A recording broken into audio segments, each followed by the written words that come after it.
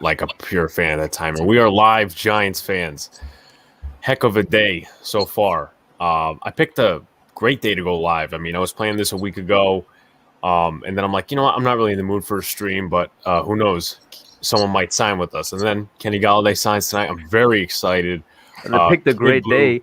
All of my comments were like, Kush, go live. I'm like, nah, I'm going to be live on Big Blue in the Bronx, though, so go over there. Exactly. Kid Blue, All Day Giants, Nate Talks Giants, and the Hub join me on this great night. And I'm going to throw it around the panel, obviously, because all of us are Giant fans, and we express a hell amount. There's one imposter among us. Whatever. All of us are Giant fans, and we really love this move. Kid Blue, then I'll go to Keith, then I'll go to Nate, then I'll go to the Hub.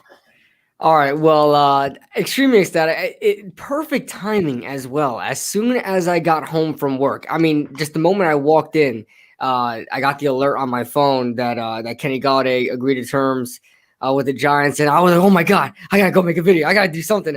I didn't know what to do. I was so excited. My heart was pumping, and I usually don't get so excited about free agents. I'm like, oh great, we signed a free agent. Like James Bradbury was an awesome pickup, and I was like, oh that's great. The Giants got a good cornerback there. But I don't know what it was, man. Kenny Golladay just got me pumped. I don't know if it was waiting for him for 3 days or whatever the case was. But I love the move, man. Loving it. Keith? Yeah, I actually was out like 5-10 minutes away from my house, and as soon as I heard the news, I sped home. And I got an article out about it, and I recorded a video out about it. I think it was the suspense of his 3-day visit, and just inside of me hoping that it wouldn't go wrong. And then when I just knew all of it was all over, I was waiting for it to just be over so I could not have to worry about it anymore. But I love the move. I've been advocating for us to get him for the longest. I think he'll complement Jones really well, and I'm excited to see what's to come for him. Go to Nate. Yeah, I mean, everything y'all have been saying, it's just so incredible to finally be relevant in just sort of the league-wide chatter and just actually have something to be happy about as Giants fans. Kenny Golladay, he was the big fish in the pond, let's be real. Once we found out Allen Robinson was accepting the tag, he was just far and away the big fish in this free agent pond. So the fact that we were able to land him is just absolutely huge. Like Keith was saying, I think him matching up with Daniel Jones as silently one of the most accurate deep ball passers in the league is just such a great fit. Makes so much sense. I love this. I think those of you that are kind of complaining and moaning about the contract, is it completely ridiculous? No. Do I think that you're kind of finding something to complain about here? Yeah. So I'm not worried about it at all. In also, a few Nate, years, something that you were just about to say. I was like, something you have pointed out is in the few years thing. In a few years, that's going to be cheap. For those that have not heard, I don't know how you haven't heard this, but for those that have been living under a rock, the NFL signed just a mind-bogglingly large deal with a whole host of media companies. The biggest one being Disney via ESPN, and I believe it was $10 billion. This deal is worth absolutely over the insane. course. So $110 billion. Not 10, 110. It's 110. Yeah, there you go. So the point here being that over the next 4 or 5 years, the salary cap is going to absolutely explode. If you thought it wasn't real right now, which it basically isn't, I mean, my God, we're going to be working with 275 in a few years. It's going to be insane. Yeah, no, I mean, to add on to all of what you guys have said, I'm obviously excited. I mean, a lot of it definitely has to do with the fact that I just was not expecting before Monday, before, March 15th, Kenny Golladay wasn't in my mind at all, because I was like, there's no way the cap is going to allow us to do that. I was like, my focus was like, yeah, we're going to re-sign Leo, and then we're going to sign some depth. That's going to be our moves for the offseason. And we did that. And we re-signed. We signed some great depth, by the way. We have some underrated signings on the defensive side of the ball when it comes to depth. Absolutely. In my opinion. And then the Kenny Golladay rumors just started going. And it's like Giants fans came together on one thing on Twitter to the point where we got the hashtag trending on Twitter with Kenny Golladay. And right now, by the way, Adoree Jackson is trending on Twitter. Giants fans are on the roids right now when it comes to Twitter. So Daniel Jones is trending. Of course, DJ will be trending. You know what I'm saying? So That's it's like hilarious. that just built all the momentum, and I just got more excited and excited. And I mean, it's like Nate said, we all knew he was the best available option on the market. For me, I just didn't think it was realistic. And once it clicked in my head, it was realistic. I was like, oh my God, we need to get this guy. We got to find some way to get him. And this is where some people told me it's a hot take. Some people agree with me. More people agree with me than I thought when I put out the video today. In my opinion, the rebuild is complete because the defense was finished rebuilding last year and the offense is well on its way. The only other thing, in my opinion, we need to do is finish up the line, which is get a guard. And I'm convinced we're going to do that in the draft. So I'm looking at it as the rebuild is complete with this offseason. I think you can go ahead. I think that kind of comes down to the semantics of what do you call the rebuild being, like what do you define that as? Like I think it's definitely fair to say this team looks a whole lot different than it did before we started this rebuild a couple of years ago. I think it's fair to say we have one of the most solid foundations for a team in the league, without doubt. So I think with the amount of young talent on this team, it's definitely looking bright. For me, I probably classify a rebuild as when the finished product is together and on the field. And I think once we get a few things, I'll be ready to call it a finished product. For one, some offensive line consistency, because I think we have a lot of the pieces we need. But right now, I'm just looking for a little more consistency. I think that'll honestly come this year. And then also a CB2. You can also say an edge rusher, but I think once we get maybe 2 out of 3 of those things, then I'll say the rebuild's complete. I agree with you, which is why I said when the draft happens, I'm like those specific positions you said, because as of right now they haven't been addressed. I'm like, okay, it's gonna happen in the draft. Yeah.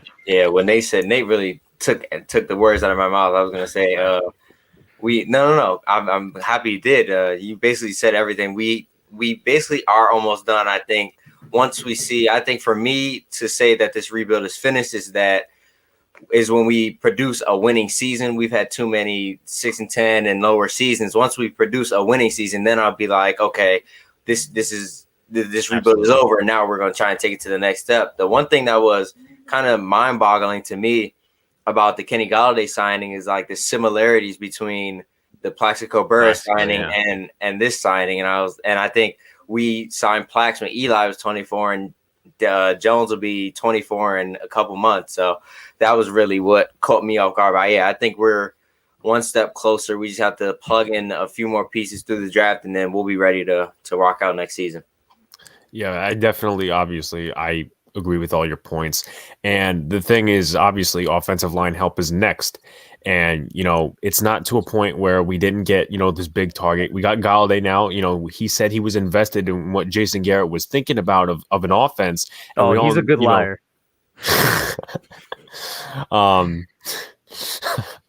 But we all know, going back to the years in Dallas, until they got Amari Cooper, that, people were saying, oh, we got to get the big target. Well, they got Amari Cooper, and now we got Kenny Golladay.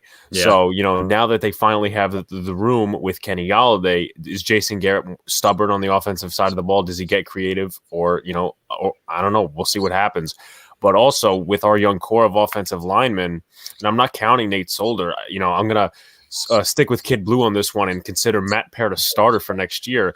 Absolutely. That young core, Andrew Thomas, Shane Lemieux, Will Hernandez, if he plays or not, Nick Gates, and Matt Parrott, they have not played a single snap together in 2020. So that's obviously we're going to see what happens.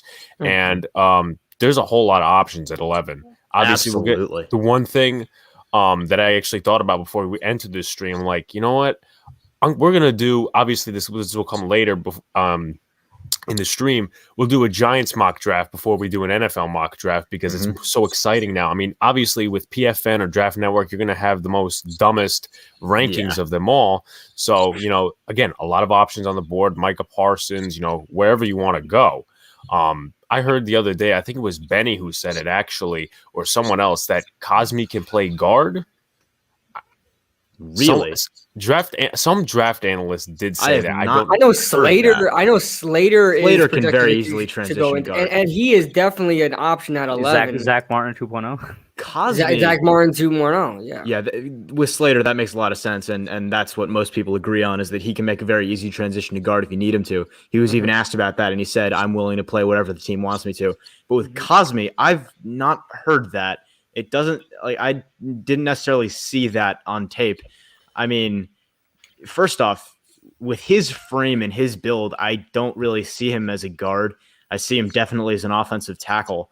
But I mean, hey, anything's possible. That's why I'm a 16-year-old in my basement, not a general manager. So No, speaking of which, it's not just if you're a 16-year-old in your basement. When are the Gettle Grumps just gonna give it up, bro?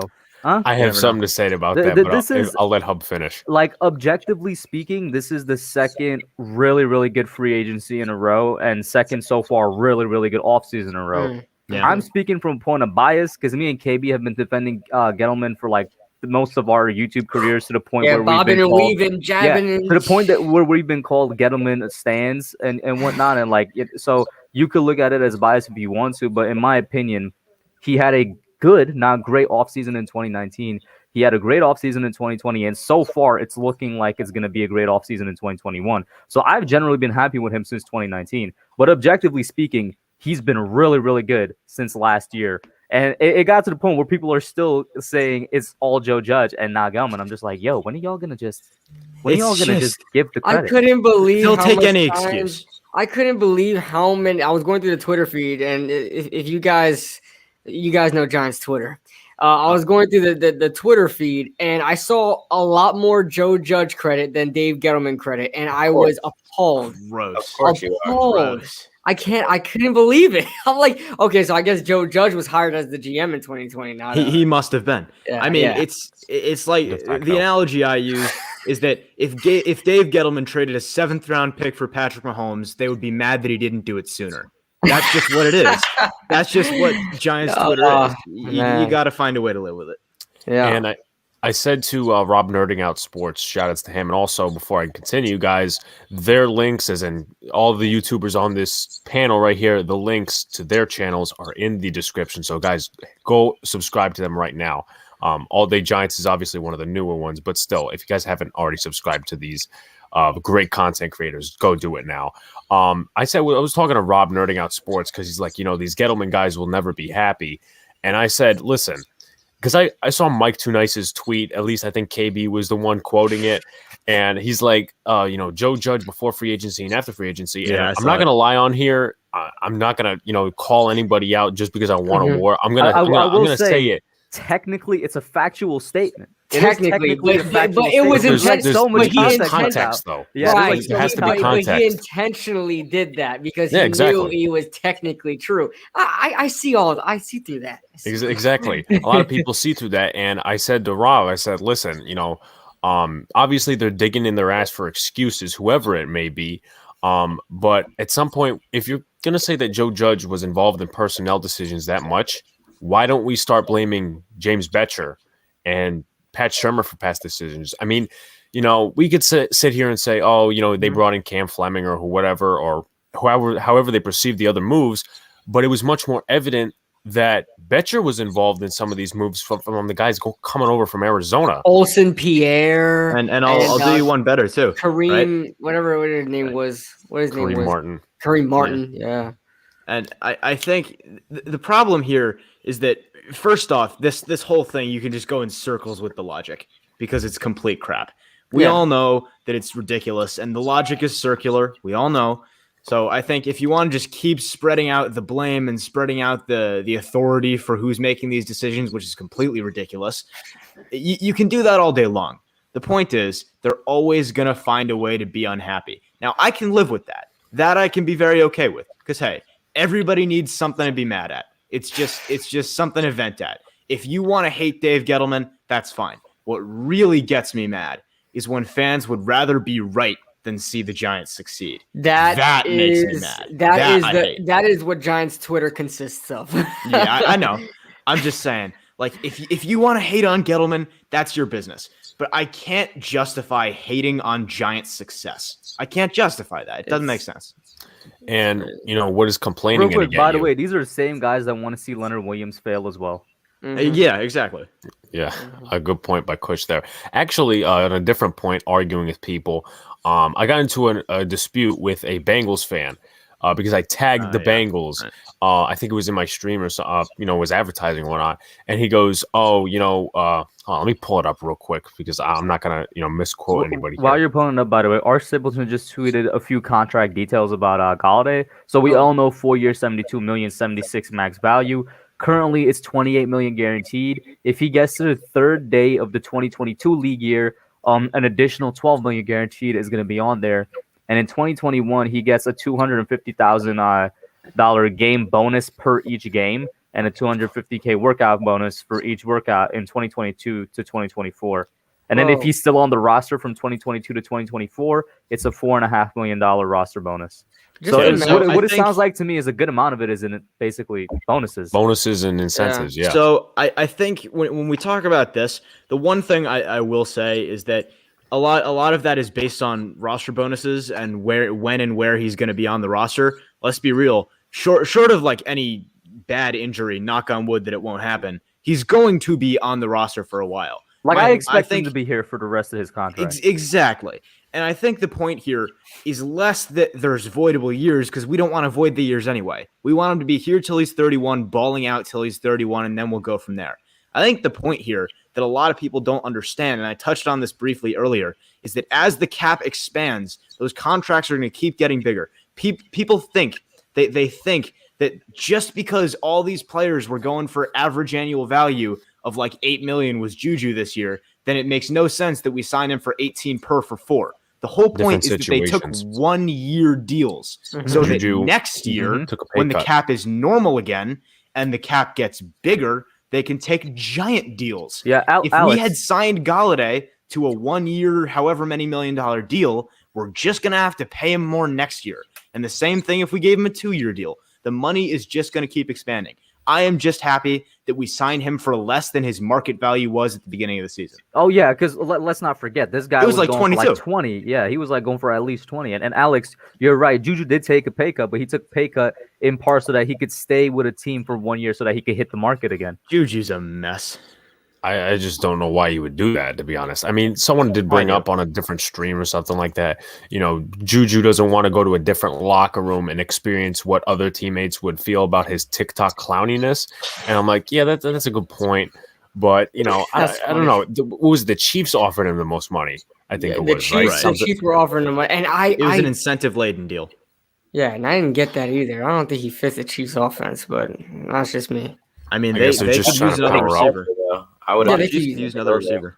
By the way, I do want to say, I know that we already spoke on the whole, not giving him a credit thing, but I will say this: he was, why am I thinking Juju? Kenny was in there for so long because I really think they were just getting to like every single pebble that they could turn over to try and get the Noda guy, which in a way is, really good job by the coaches and like whoever's actually in the room talking with him. We all know, of course, Judge would be in there. Guessing Gettleman, maybe Jason Garrett, because he said he did speak on, Garrett's offense and whatnot. Gross. So good job to them. You talk about a thorough interview process, screening process. That's as thorough as you can get. Yeah. I will say I noticed that people were saying Gettleman better get the deal done when the reason it was taking so long is because the coaches were the ones taking so long. Like I'm pretty sure the front office itself was ready to get the deal done on the way. The last day was front office stuff. Exactly, which means the other days were all coaches. Yeah, it was the majority coaching stuff, but it wasn't like all coaching stuff. Yeah, someone brought to my attention, I think it was one of the beat writers on Twitter. They're like, the reason that if Golladay walks out of this thing is it's going to be because Joe Judge doesn't feel he fits the culture. And then we learned, what was it, last night or the night before? He passed the Ronnie Barnes physical. He passed the Joe Judge test. Now it's on to the deal. Mm-hmm. So also on a side note, because I do want to add this, and I actually have a point to make about the Texans in a little bit that has absolutely nothing to do with the Giants. But if you guys, I don't know how many you guys look up stats on like Pro Football Reference and coverage stats. Mm-hmm. Do not take that stuff with a grain of salt because just like Desmond King, who I wanted this offseason, they played in a bad defense in Tennessee. Once Desmond King got traded from the Chargers onto the Titans, their stats inflated. They were bad. So I'm just going to say for anyone who's like opposing this Adoree Jackson thing, just take it with a grain of salt. And if Isaac Yiadom can play on a defense, I think Adoree Jackson can, just to make, a point there. But going back to the argument, I had a argument with a Bengals fan on Twitter. And I said, and this was actually promoting my earlier video, guys, if you haven't already, check it out. It's the reaction one, about 6 minutes long. Bengals fan goes, you still don't have a QB. I said, yeah, we do. One of the best passers downfield in terms of passer rating. Who's your team? And then I figured out with this, he's a Bengals fan. He goes, he's just a younger Andy Dalton, mid-pack tops. I said, disagree. Pop on my stream and we can talk. He goes, no need. Long-term numbers will bear it out. Andy Dalton, what? That's just not even a good comparison. Daniel Jones is so much better than Dalton, I think, right now. I mean, I might be stretching it by so much better, but you know what? I think that decision, whether it was just to point out that, Allen Robinson just to sign his tag, I think he would have rather played for Daniel Jones. And you know what? A lot of people stressed in the past that, like, Saquon's the leader on this team, which I don't disagree with. But the fact that Jones single-handedly reached out to Kenny Golladay and said, that whatever he said, I remember it was quoted, building something great here. We're building something here. And then Kenny Golladay said in the press conference, I want to grow with you. We're going to grow with each other because we're still young in this league. That's a leader right there. It may not be, the most outspoken like Jabril Peppers on Twitter, trying to recruit everybody and anybody, the Giants, same thing with Logan Ryan. But, in those situations, I guess Daniel Jones stepped in and did really big. Thank you guys for 20 viewers so far. This is the most I have gotten in a live stream thus far. And I will say, just in terms of those Kenny Golladay quotes, I know a lot of quotes in press conferences are kind of worthless, but some of these, it's just nice to hear a player or coach in their opening press conference saying all the things you want to hear. You know what I mean? He talked about the culture Joe Judge was building, and he talked about how much he loved what he was hearing and how much he wanted to be a part of it. I'm just like, yeah, that's what I want to hear. He says his main goal is to come in and whenever the team needs him, be that guy to make the play. And that just sounds exactly like what I want from my wide receiver one. I can't find a single thing to be upset about with this signing. I don't think I will, and I'm going to stop trying because it's pointless.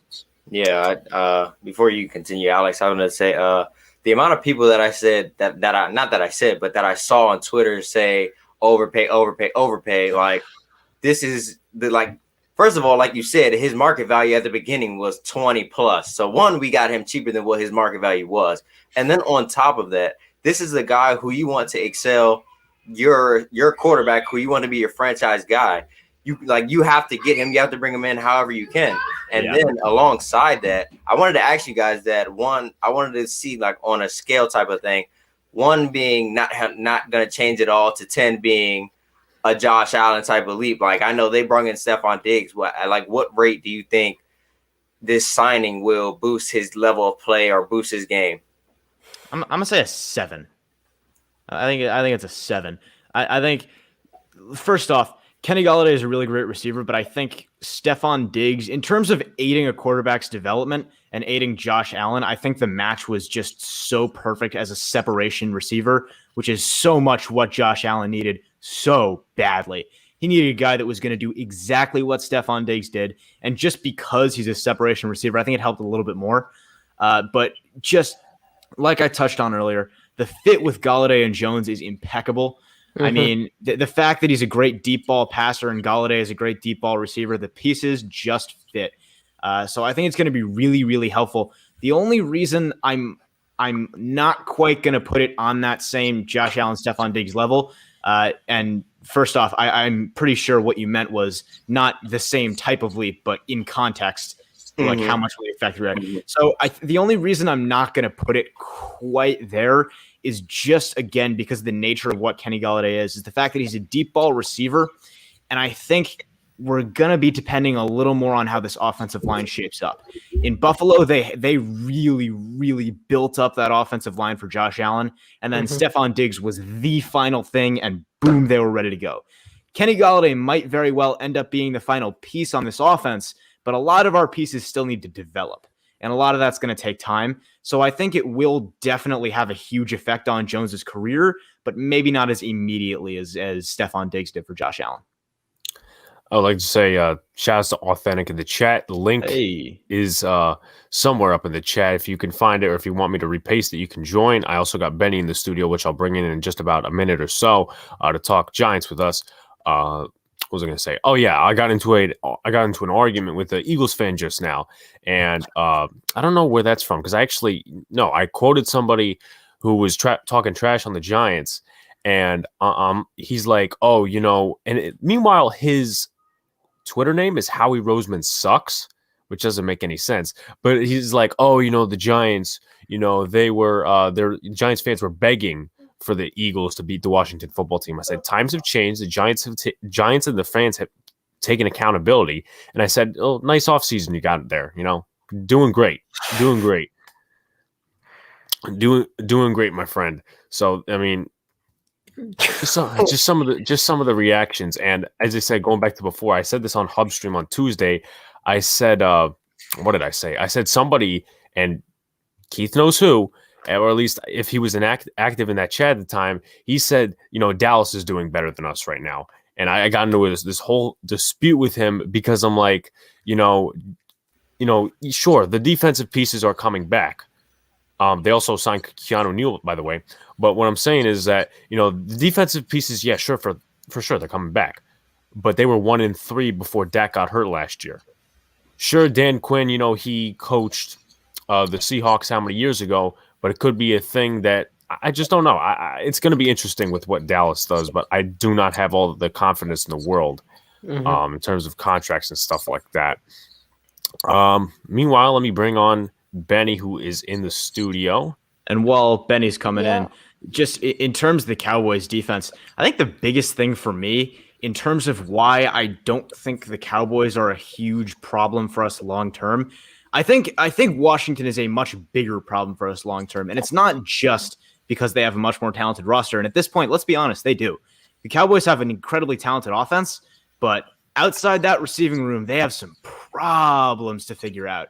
And I think Washington is a lot closer to being a finished product. But outside of that, even beyond that, I just cannot get behind Mike McCarthy as a coach. I really just don't believe in him in Dallas. And I think as long as he's there and as long as Jerry Jones stands on his stubbornness, which could be a very, very long time, I just don't view the Cowboys as nearly as much of a threat as, say, Washington. Yeah. I just don't believe in Mike McCarthy and that coaching staff.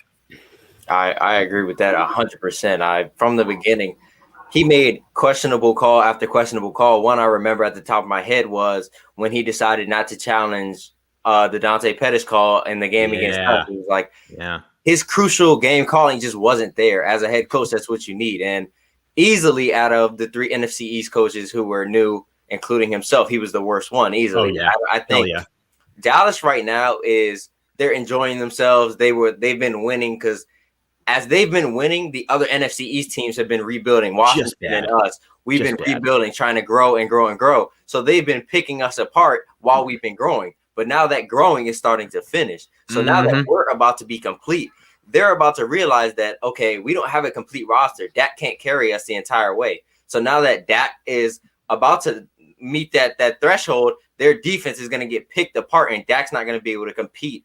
And then he's going to need to lean on a good head coach, and he does not have a good head coach. So Dallas will, in my opinion, be 3-4 for years to come alongside Philly. And our biggest concern is Washington because they are, in my opinion, one solid quarterback away from really being a contender. League. Like they got the defense. They literally have a wide receiver one, and then they paired him up with almost the best pair that you could have added. You could have added him in Curtis Samuel. So they're gonna be a threat to us, and I think it'll be great games to watch. It's always a fun NFC East season when the Giants are going head to head with the football team, and it's a good game. So I'm excited. And I will say, I think considering the Eagles and the Cowboys are our tougher matchups, the Eagles, what I'm saying, Washington and the Cowboys are our tougher matchups. Just looking very specifically at Kenny G. I like Kenny Golladay against Trayvon Diggs. I like that matchup. Not even just because Kenny Golladay is a way better player at this point in their careers, but also because his play style is so physical. And I do not think Trayvon Diggs is going to be able to throw hands with him on the field on the outside. And by the same token, William Jackson yeah, he could probably run circles around Golladay, but Golladay is still going to jump through the ceiling and come down with it anyway. I just really like that matchup. The only corner that I think is really going to give him a street fight is Darius Slay. And if the Eagles can't do anything else, it's not going to be an issue. So I just really like Kenny Galladay's matchup against the rest of the East. I think this is just in every possible way a great signing.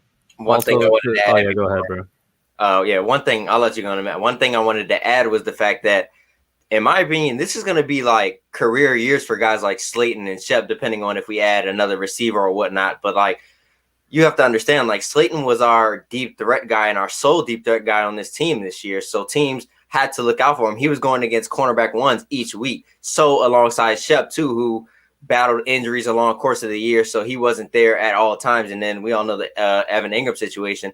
But you put Darius Slayton against these cornerback twos while Kenny Golladay is drawing attention from the cornerback ones and Saquon's drawing attention from the linebackers and safeties. Darius Slayton is going to have a career year this year, and he's going to impress a lot more people than I've seen give him credit for this year. Big facts. Yeah, I was just going to say, to add on to what Nate is saying, because I've been going back and forth with Washington fans on Twitter, even though on YouTube, me and Washington fans have a pretty good – we're pretty chill with each other. You know what I'm saying? Shout out to King Sean. Yeah. King Usually Sean, all Giants fans are pretty chill. King Sean is like one of the best Washington fans out there. They're not toxic like Eagles or Cowboys fans, but on Twitter, you know, they've been feeling themselves. And I'm like, you know what? You have a right to They feel do. yourself. You do have a right to feel yourself a little bit right now, Washington. But at the same time, like, hey, come at me when y'all could actually beat us, bro. You know what I'm saying? But the reason I bring that up is because since the William Jackson signed, they were like, William Jackson, best corner in the East. I'm like, hold up. He's not even the best corner on your team. Like, y'all are really discounting your man Fuller. Like, Fuller is actually pretty good. But I'm pretty sure Bradbury proved last year, at least based off of the 2020 season, that James Bradbury is the best cornerback in the NFC East because he's one of the best cornerbacks in the entire league, right? And he played all-pro caliber ball last year. Exactly. And then to go off of what All Day Giants was saying with Darius Slayton, like, me and Fisk and me, KB and Fisk actually have been going at it a little bit on Twitter when it comes to Darius Slayton, because Fisk believes that Slayton is going to be gone in terms of like impact. Oh, yeah. And I'm just like, bro, you can't say that. Like, yeah, he's not a number one. We all agree. Like, I think we all agree he's a really good number two because he still had 750 yards last year. It's not like he was absolutely nothing last year.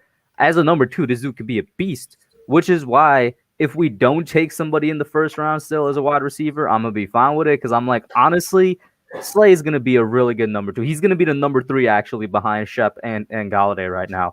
If they do add somebody, really... I'm not going to complain, but he is going to kind of get lost in the shuffle. I'll feel a little bit sad about that, but I'm not like, I obviously won't say anything because it's Darius Slay, fifth round pick, but I feel like he still has a lot of potential left. Like, he had back-to-back 700-yard seasons to start off his career.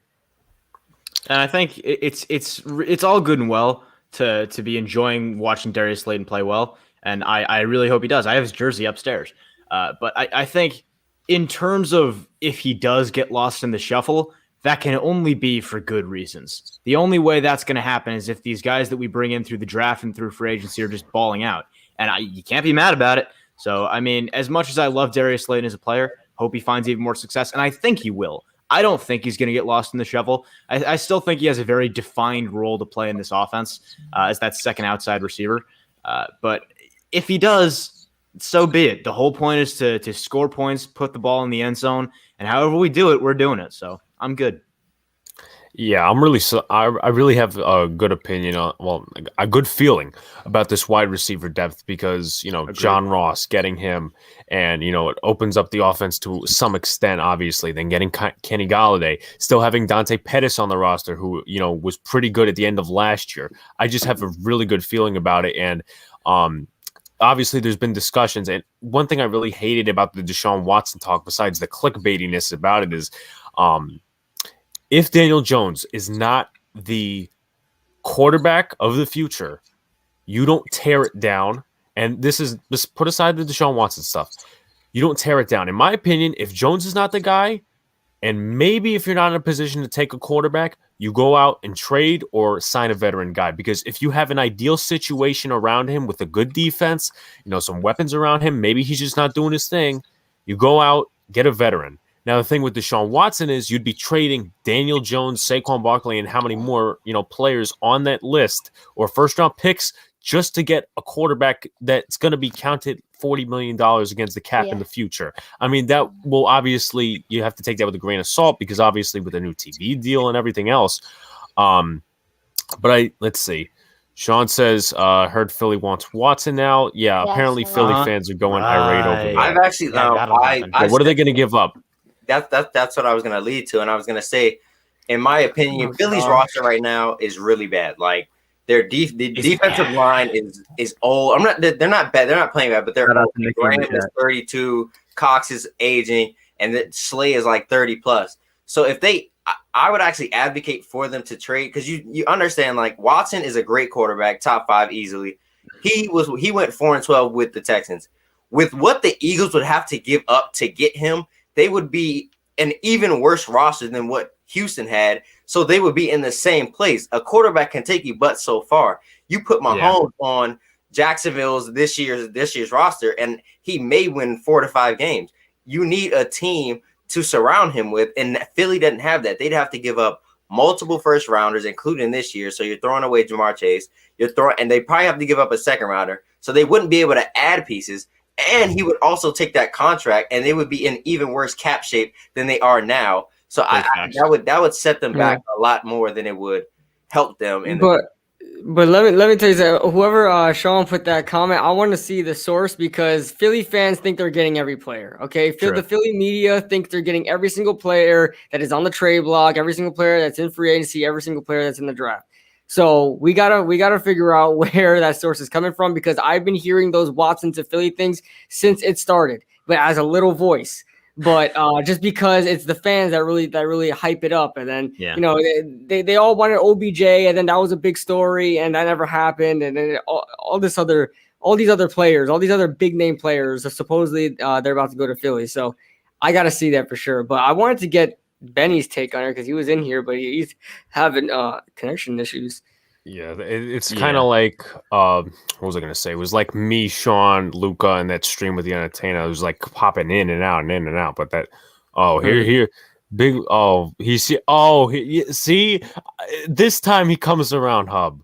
But you know what? If you have real guts, DJ, and we obviously joke about this, but if you have real guts, you're gonna come in and you're gonna pop on the stream because we know what you've been doing on Twitter, my man. But yeah, he said he was gonna come on my call and stream a couple of weeks ago when me and him were going back and forth about Dave Gettleman. He never did. I will say, just to get back to what Alex was talking about real quick, just in terms of Daniel Jones and the quarterback future of the Giants, I think in general, if worst does come to worst, and we do have to move on from Jones, first off, do it sooner rather than later. If he shows you this year that he's not going to be able to get it done, cut your losses, move on. But in general, I think the best policy for dealing with your quarterback room is, for one, always be calm and coherent when you're going in and dealing with these quarterbacks. A desperate move at quarterback is almost never a good move at quarterback. You never want to be coming into a quarterback move with desperation. It's just not going to work out 9 times out of 10.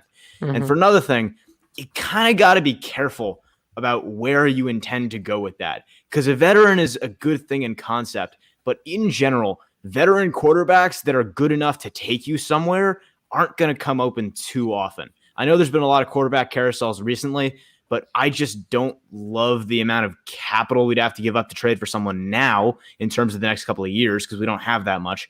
And for another thing, in general, later down the line, if we somehow made a decision later that Jones wasn't the guy, which would be a worst case scenario, at that point, I think we're better off trading up in the draft to get a young guy.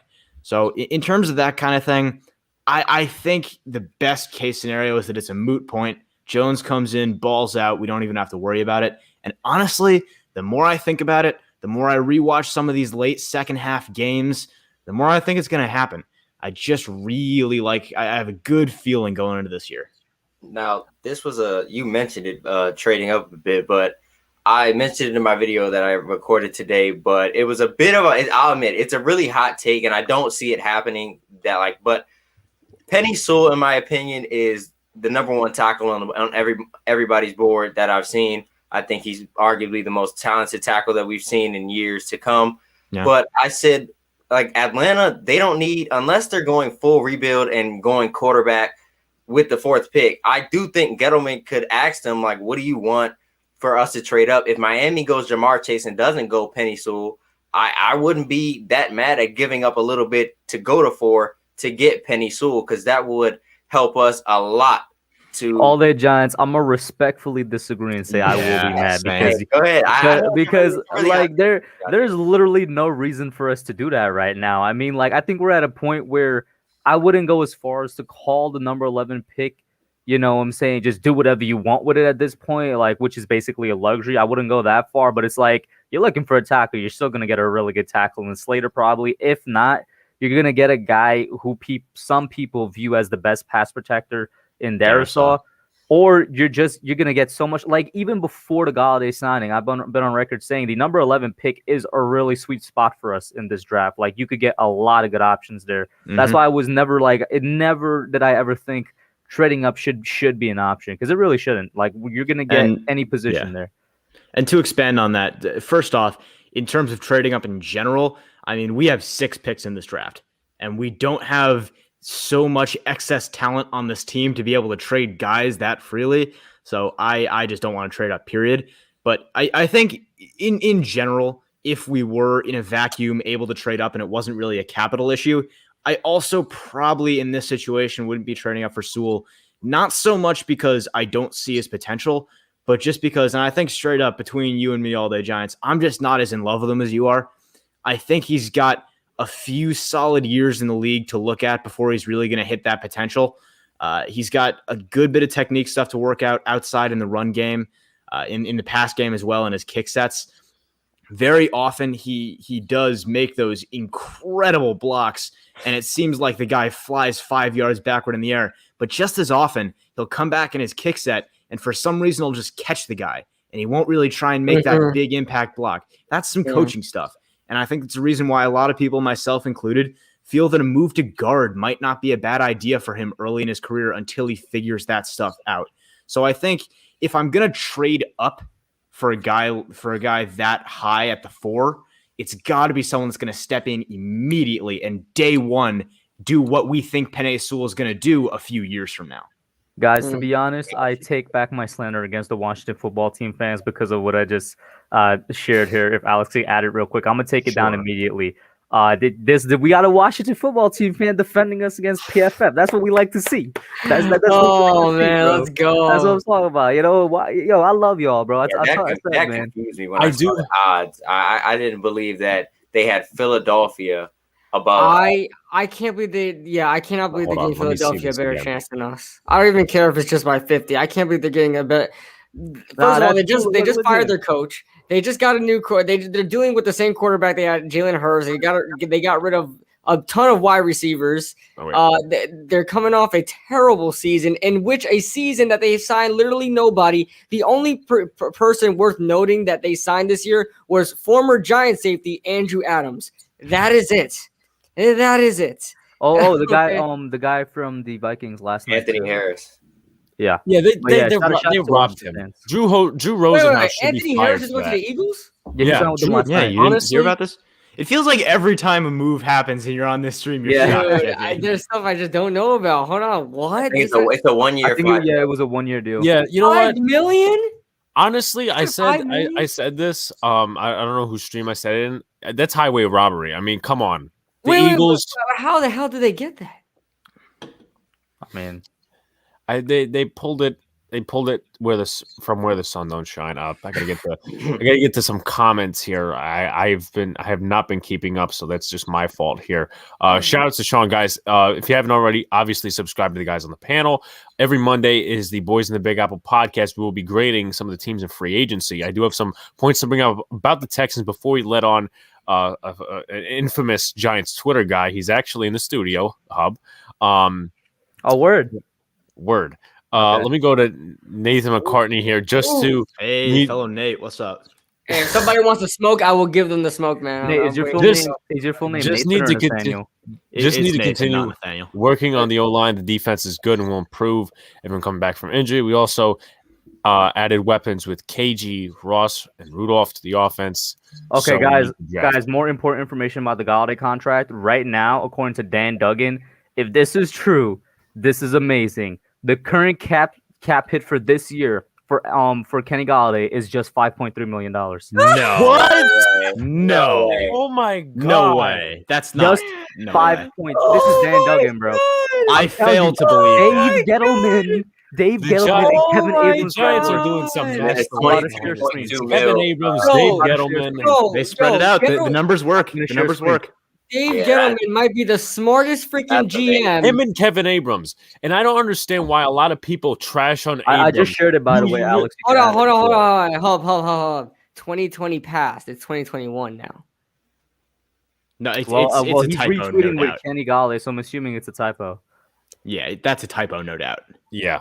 One thing I will say though, and I brought it up on Twitter, I said all these guys on Twitter and everything before, they're saying, "Oh, Kevin Abrams, ew, he's gonna be our next GM after Gettleman."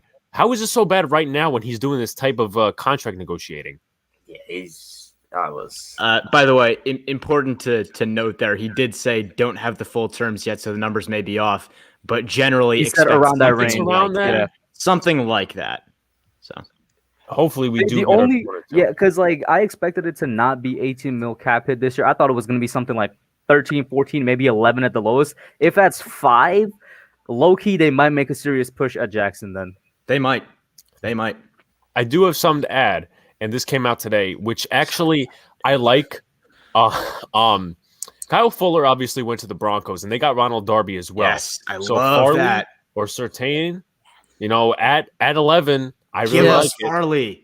Come on, Farley. Broncos. We I need want him. Farley. Yeah. I want. I'm I taking said this Farley as all soon as day. the Kenny Golladay news was starting to come out last week. I was like, "Yo, if we sign Kenny Golladay, though, Caleb So you Farley, think he could drop? I absolutely Yeah, I If think he he could could drop, drop. then I'm going I him. can going him, so no doubt. easily see the Cowboys taking Patrick Surtain and Caleb Farley still being there for us at 11, and Either that way, would I'm be fine with either so one, but nice. it would be. Oh pretty yeah, cool so if am he I. could drop. So am I absolutely. F4-2 But if Caleb Farley is there, Yeah, that 4.2 speed at his height and his physical His traits are potential. just He's jaw-dropping. God. Yeah, his like breaking speed on routes is absolutely it's insane. insane. And let me tell you, Caleb Farley, all the film I watched him, never got beat off a double move at all. Stuck to them like glue. Has great center of gravity, great control, great balance. Never gets shook on double. Yo, pop on DJ Smooth because he just retweeted my thing saying it's Judge. I want to ask him if he hold really on, thinks Joe give me- Judge is just out here give- making the contracts. I want to ask him. in He person. looked at the camera. He looked at No, the real camera quick. when you said that. Just Kid give me. Blue, I'm gonna ask you- Alex, I'm gonna ask you to be quiet for a second. I know it's your show, but real quick, KB, is Joe Judge making the contract? Okay, Dude, this is apparently, all right. apparently This is he's where I bring him trusting- in. This is where I apparently bring him he's- in. Hub, All right, keep Giants, the is same Joe Judge energy. making the Just a contract? second. I'm going to bring him in. Yes. Nate, I'm is bringing Joe Judge him in. making the contracts? Yes, Hey, he actually hey, is. Hub, That's can his He's job, de huh? facto GM. Kush, tag me in, man. Tag me in. All right, no, tag you you don't in. have you don't have to tag him because he's in the studio right now. So Oh my god. Let's go. Before you go, bro, I'm Yeah, gonna me? be with you. Part of the reason I can't take you seriously is because when I was yeah, talking we about can hear the you. linebackers You're on fine. Twitter, the man didn't even know who he was. Darius Leonard. Yo, You man. didn't What's find going out on, who Darius Leonard was guys? until a couple months ago. Nah, chill out. Nah, chill, bro. Go ahead. Tell me how Judge is making these contracts, bro. Yo, man, listen. Gettleman's the puppet. You know what I'm saying, bro? Gettleman, listen, bro. I don't like Gettleman, bro. Okay, Gettleman is the hold puppet. on. But here's the thing I don't understand. Respect me, If but Lost Gettleman- Kush. if Gettleman- Lost Kush. Kush is gone. Yeah, Man but down. here's DJ. I want to ask a serious question. If Gettleman's the puppet, how is that doesn't make any sense? No. because If Gelman he's is the puppet, So it's why not do totally people the hate him, employer. bro? But So he's the the employer. Shermer error is not totally his fault. Then. Yeah, It's so then Shermer and everything Betcher, that right? happened with Pat Shermer isn't his fault if he's the puppet. That's Yo, Pat Shermer's bro, fault. it's not like respectfully. I listen, bro. What's that? I love when people He start started- saying with he respectfully started- because you know it's going to be disrespect. Go. Nah, I was about to say, like earlier though. Listen, he had his rough years. Feel me? Like last year, he did what he did. You know what I'm saying? Last year was a rough year. No. He had his rough years. That's what I said. I said last year he got, you know what I mean. He got some money in. He made some signings. You know what I mean. I wasn't down for Blake. You know what I'm saying? James Bradbury. I was cool with that. But a couple moves he did last year was cool and shit. You know what I mean? Name one move that he did that wasn't cool. All of his moves last year were great. Yeah, they're fine. That wasn't no. Besides last year, the year before that, like 18, 19 was like horrible, bro. It was like terrible. 18, I'll give you this. 18 was bad. If you call 18 it was, like, 19 horrible, horrible, bro. I don't know about that. 19 was okay, but 19 20 was wasn't definitely horrible, great. but it wasn't like, you know what I'm saying? Maybe he probably just needed the right coach to come with him. You know what I mean? Maybe it was Pat Shermer being a bum. You know what I'm saying? But Okay, so let me ask you a Gettleman question. to me, like I don't know, bro. Like Okay, so let me ask you a question. So let me ask you a question. So 3 out of the 4 off seasons were pretty good, if not great, last season. Since he's been here. So why do you hate Gettleman if he had one bad off season out of 4? To me, I felt like 19 was okay. 19 was Yeah, okay. so that's It an was okay. so Yeah, bad, that's okay. but it wasn't what happened? Yeah, no, I'm like, okay is a good thing. Like 90% of the arguable. league has okay off seasons. It was like 19 was for me. 2021, I don't know. I just feel like Judge, man, he changed the culture. That's what He all did. that I'm got. agreeing the with culture you. because Gettleman's We still all making agree these with you moves. there. We all agree with you there. That's not what we're saying, though. Yeah. Oh, we're Wilson saying, but is. that's saying that Gettleman deserves credit for that for like these last 2 years.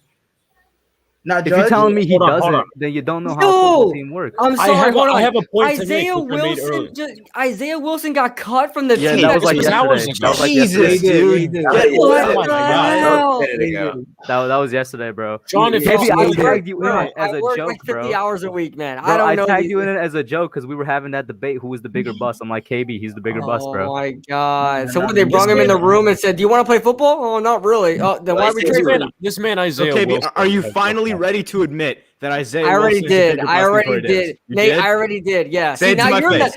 now you're the one that's not paying attention. Yeah. Say it to my yeah. face, KB. Say it to my face. Huh? It wasn't just you. You weren't the only one. I already said to everybody else's face. Fine. I didn't hear it, please. I'd like to hear you say Corey Davis is not as big a bust as Isaiah Wilson. Corey Davis is not a bigger bust as Isaiah Wilson. Hey, Did that tickle your pickle? Thank you. Hey, All yo, right. pause. Thank you. All right. Nah, but yeah, getting back to the DJ here, though. Yeah, go ahead, DJ. Yeah, no. But listen, I just never liked it. I mean, I don't know. Maybe because we sucked for like the first 2 years, I got on him a little bit too hard. You know what I'm saying? Maybe, you know what I mean? But listen, the last 2 years, I gotta give him his credit. You know what I mean? He did what he had to do. He got us the pieces we needed. You know what I'm saying? So then why did you tweet get the L on judges that, making bro. the contracts? I just Big to Pat me, in the bro. building. To me, it's Judge. I'm giving Judge all the credit. You know what I'm saying? But Now you're backtracking because you just said you just admitted what to about the yourself that you should contracts give him you should give him credit. Now 5 seconds later you said no, I'm giving it's Judge all the 50-50. credit. It's 50-50 to me, bro. I put that. I can take that because it Just is a let it go, collaborative DJ. effort. DJ, just let it go, bro. Just let it go. what I'm saying is that like he started out by calling Gettleman a puppet, so we automatically have to give Judge as much personnel treatment as Betcher and Shermer. Yeah. Basically, basically like 2020, 2021. I'm putting that more on Judge, but he did have some say to, you know what I'm saying, collaboration with it of the players of signing and stuff like that too. So it's both. I mean, because you know You're the general manager, making you know, he yourself takes care of 40. scouting and bringing these All right. players in. So and all that. let me You know ask you, that, right? DJ, who do you think sitting in the GM front office, Joe Judge or Dave Gettleman? Like literally, physically, the GM's office. Who's sitting in that seat? Of course, like Dave Gettleman is All right. doing that. Who's eating the cheese and crackers? But I feel like Judge wants his players, and basically Gettleman just like just brings them in. And I mean, like that. on a certain level, that's just Abrams- about every head coach. Yeah, general on manager, a really. level, Abrams- that's how the head coach and Abrams GM works. does the money. That's how a functioning relationship between those Stuff two like positions that. works. That's how it's supposed to go. But A let me general ask. manager's Listen, bro, general manager's job. Kind of deserve the blame for the Shermer era, like the last, like somebody got deserve that blame. I mean, and Gettleman does deserve Respectfully. some of it, but like But let me ask Shermer this. also. Let me ask this. Yeah, You both. Let me ask this. You frequently rant on Dave Gettleman on Twitter for being a bad GM. Where's that? No, hold on. Let me finish. Where's the aggression towards Pat Shermer because you're saying Judge gets all the credit now. You said it was what was it, like 50-50? Then you basically saying it was 60-40. And then obviously going back to your Twitter tweets, I don't even have to reference one because some people know who you are. But in that case, why is some of that aggression not going towards Shermer and Betcher? Now you're saying, now that you're on stream, you're saying, Betcher and Shermer deserve some of it. But where is that in the tweets? That's what I'm saying. Oh, word, bro. I just to me, Now bro, what happened? bro, DJ, just tell us, is it for show? Is it for show? Feel me? It was his roster he put together. You know what I'm saying? Feel me? I'm still kind of hurt deep down inside that my man's not here no more. You know what I'm saying? Facts. That's what it all stems to. That's what it goes back to. That's what all this is about. DJ, I'm gonna keep it real, bro. You sound like Kim Jones, bro. Nah, but it's that. And by the way, real quick, I definitely agree with Authentic, which is why I said 2020, 2021 has been great. 2019 was okay. You know what I mean? But listen, look, man, I'm just not gonna forget the past. That's all. But I will give him his credit now with Judge. They all doing some things better with personnel and stuff like that. But wait, hold on. We didn't sign Patrick O'Malley at $13 million. Whatever the case was, $15 million. Whatever the case was, I don't remember that. Whatever the contract was, I'll say this. I agree with the general consensus of what Authentic is saying. That's why I was like, 19 was okay. 2020 and 2021 were, you could say, great. That's what? 3 good years out of the 4 total years. Unless you want to count okay as neutral, then you know what? He's 50. Like, that's a good GM. Okay, so the total guarantee was $10 million for Omame, but it was 3 years. It was 3 years, $15 million. He was cut within like 6 months. Listen, man, I'm just happy that seeing this team getting the signs and all that. Hopefully this year is our year to like make some noise and stuff like that for me. So that we could definitely agree on. At the end of the day, we're both Giants fans. I think we both could agree this team's going up. Yeah, it's going up. You know what I'm saying? But you know what I'm saying? Shout out to Joe Judge for that. But you know. Dave Gettleman train. I will say, the ending, I could agree with DJ on the ending because Judge did change the culture. DJ, because I know the Gettleman haters, the main leader out there is Mike Too Nice, but he was giving Gettleman a lot of credit early on today. I had to retweet it, man. I saw that. Trade and Snacks used OBJ trade to fill that void and got praised though. Yeah, I still think that we're good on the OBJ trade. I've spoken so much on that. I kind of want to hear Nate and All Day Giants thoughts on it because maybe have gone back and forth on that a lot of time with the OBJ trade. The OBJ trade at the moment, like I will not lie, the day we traded him, I sat in my bed and I think I cried for a minute because watching Odell every game, it was you never knew what to expect except for you knew you were getting some excitement watching Giants games, and then I cried too. Yeah, once we traded him, and then I cried. When we got the 17th, and we got Jabril Peppers back. I mean, when we got Jabril Peppers, I like Jabril Peppers coming out of college. I think he was a great prospect, great guy. I always enjoyed watching Michigan play. I was excited that we got him back. And then with the 17th pick, looking back now, we got Dexter Lawrence. I do feel as though Odell hasn't played that many games. So I do think he paired with Eli better than people tried to give credit for. People tried to say it was all Odell. Odell can go anywhere and replicate that type of performance, which I don't think is the case. I also do believe that now looking back, now we see how much Peppers has grown and how Lawrence is playing at a high level. I do give a lot of that credit to Patrick Graham with the way he was able to use both of those guys this year.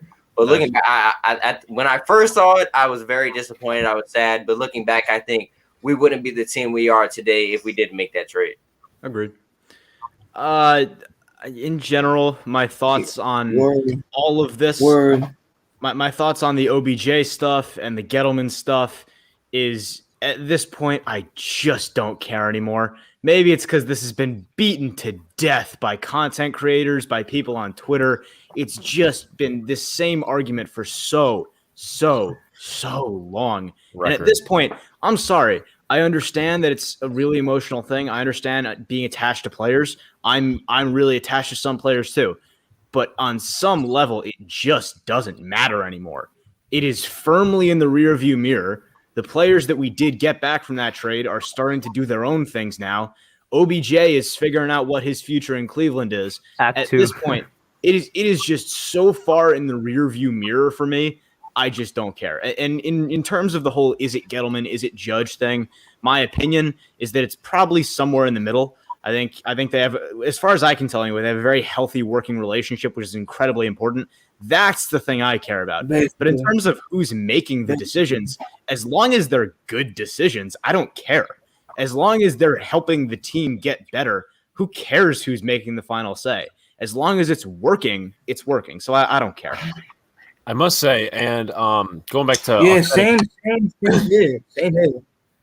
Going back to Authentic's comment and then Sean's thing, because he kind of relates to this a little bit. He was saying you didn't want to talk, and then obviously he was talking about the snacks trade. With that, I was mad because one of the YouTubers at the time, he's no longer on YouTube anymore.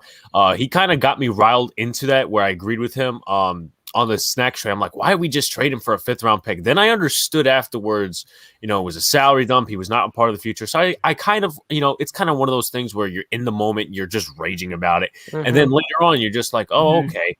What was I going to say? And Sean can also kind of, I would say, stand for my point here, because I was on PS4 with him when I looked on my phone. It said Ian Rappaport reports that Giants have traded Odell Beckham to the Cleveland Browns. Let's see. Duggan reported that it was obviously 21 to 24, so he fixed his mistake. Okay, good. I commented that. I was like, make sure people understand, because I didn't read it that way. I mean, I think, again, just for me, this is one of those things, and I will say this happened a lot faster with just how much it's been talked about, but at some point, at a certain time after something like this happens, I just kind of, it's in the past. I'm focusing on what's happening right now and what's going to be happening for the next few years. That's just kind of the mind space I'm in. I understand being mad about some stuff. There's still some stuff now that happened recently that I'm mad about. Like right now, I'm upset that we let Dalvin Tomlinson walk, even though I know it made sense. And even though I know that that's why we built this great defensive line depth. But for me, just Odell and the trade is so far behind us at this point, it just doesn't feel worth talking about even to me. And then, like I said, with Gettleman Judge, as long as the decisions are good, who cares? I actually want to ask before anybody else asks, your genuine reaction when we decided with the 6th pick that we'd go Daniel Jones instead of, because like my opinion, it was that I know, like, I wanted Josh Allen. When I noticed that Josh Allen slipped and he was there at the pick, Here's what I thought about, right? Here's what I thought about, right? Listen, at the time, I was at the draft that night. Not at the draft, but at the MetLife party. MetLife. Yeah, sure. Mm-hmm. So yeah. So I was sad. I was mad. I was pissed off. I wanted Haskins. Don't kill me for me, but I wanted him respectfully. That's a bad, that's bad now, but at the time, But honestly, like I just didn't want him at all. I didn't want Daniel Jones at all on this team. You know what I'm saying? I wanted Herbert, you feel me? But he didn't come out of school that year. He stayed for another year. Man, Herbert should have been a Giant. You feel me? I kind of wish we took Herbert last year, but knowing that Jones really did his rookie year, it was no way with the 4th pick last year. So I just wish that we could have waited one more year, in my opinion, because that 2019 team was not going to do good that year anyway. So regardless, we was going to have a top 5 pick, regardless, with Eli Manning or not. You know what I'm saying? So just wish that we had a better quarterback right now. I'm not the biggest Jones guy. You know what I'm saying? I hope this year he proves us well, and I hope that he proves us that he's the guy for the franchise, for the Giants. But if he's not, we move on. We draft somebody else that's good, come out of next year's draft, and then we move on from there. So I agree. It's one of those. I have like so a few. It's not, I only have a few distinct, like really clear, as in I can close my eyes and see it, moments with the Daniel Jones saga in terms of just all the way up to when we picked him. Like for one, I remember one morning I was sitting and I was watching Good Morning Football, and they were covering the news that had just broken, which was that Nick Foles had been traded to the Bears, and they were talking about that. And they were talking about how that affected the quarterback market. And eventually, through the course of a pretty long conversation, the Giants came up and the name Daniel Jones came up because at that point it was well known that the Giants really liked him. And I thought from that, at that very moment, I thought Daniel Jones made a lot of sense in the second or third round. I did not view him at that time as a first rounder. But then I would have been okay. Like at some point, I think I talked myself into being okay with him at 17.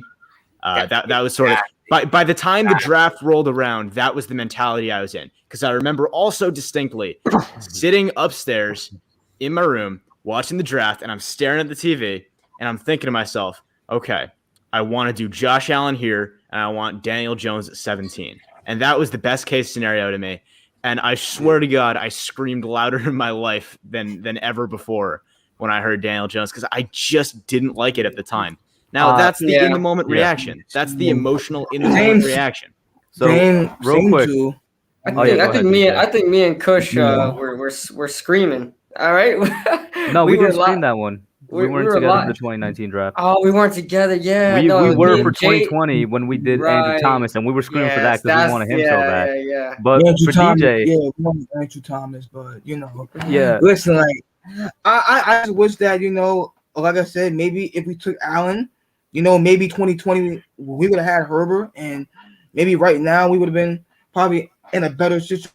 Oh, well, maybe not. Who knows? But listen, at the end of the day, it's all about Jones this year. You know what I mean? One thing I'll always hang my hat on is I have relatively calm reactions. Like even with the DJ one, it's in my reaction video. I was like, I don't like it, but I'm not gonna, hate on it. Like I think I said something like I'm gonna wait and see how it goes. Because at that point I was very confused with what I wanted with the quarterback. A week before the draft, I posted a video saying I'm out on Haskins because I was in on Haskins leading up to it. A week before, I said, you know what, I really am not comfortable with him being our quarterback. So I posted that video. And at that point at draft night, I was just so confused where we were going with quarterback. I was like, I don't like it, but I'll see where it goes. So I had a relatively calm reaction, but it's not like I was all Daniel Jones at the beginning either. Like, not really anybody was except for Q-Dog. Shout out to Q-Dog. He was one of the only people Q-Dog, that was all for Daniel Jones. Yeah. We never hear about Q-Dog anymore. But yeah, I was the guy that made a video saying the Giants will not draft Daniel Jones. And then that video blew up the moment he was drafted. Yeah, that video blew up the moment he was drafted. Yeah. What's funny is that the day before the draft, I made a video saying trust Dave Gettleman, guys, and that video got a little popular for me too because everybody was saying we can't trust him anymore. Yeah. And I'll say at that point, I was just starting to become a bigger fan. I would probably comfortably say that at that point I was a pretty casual fan.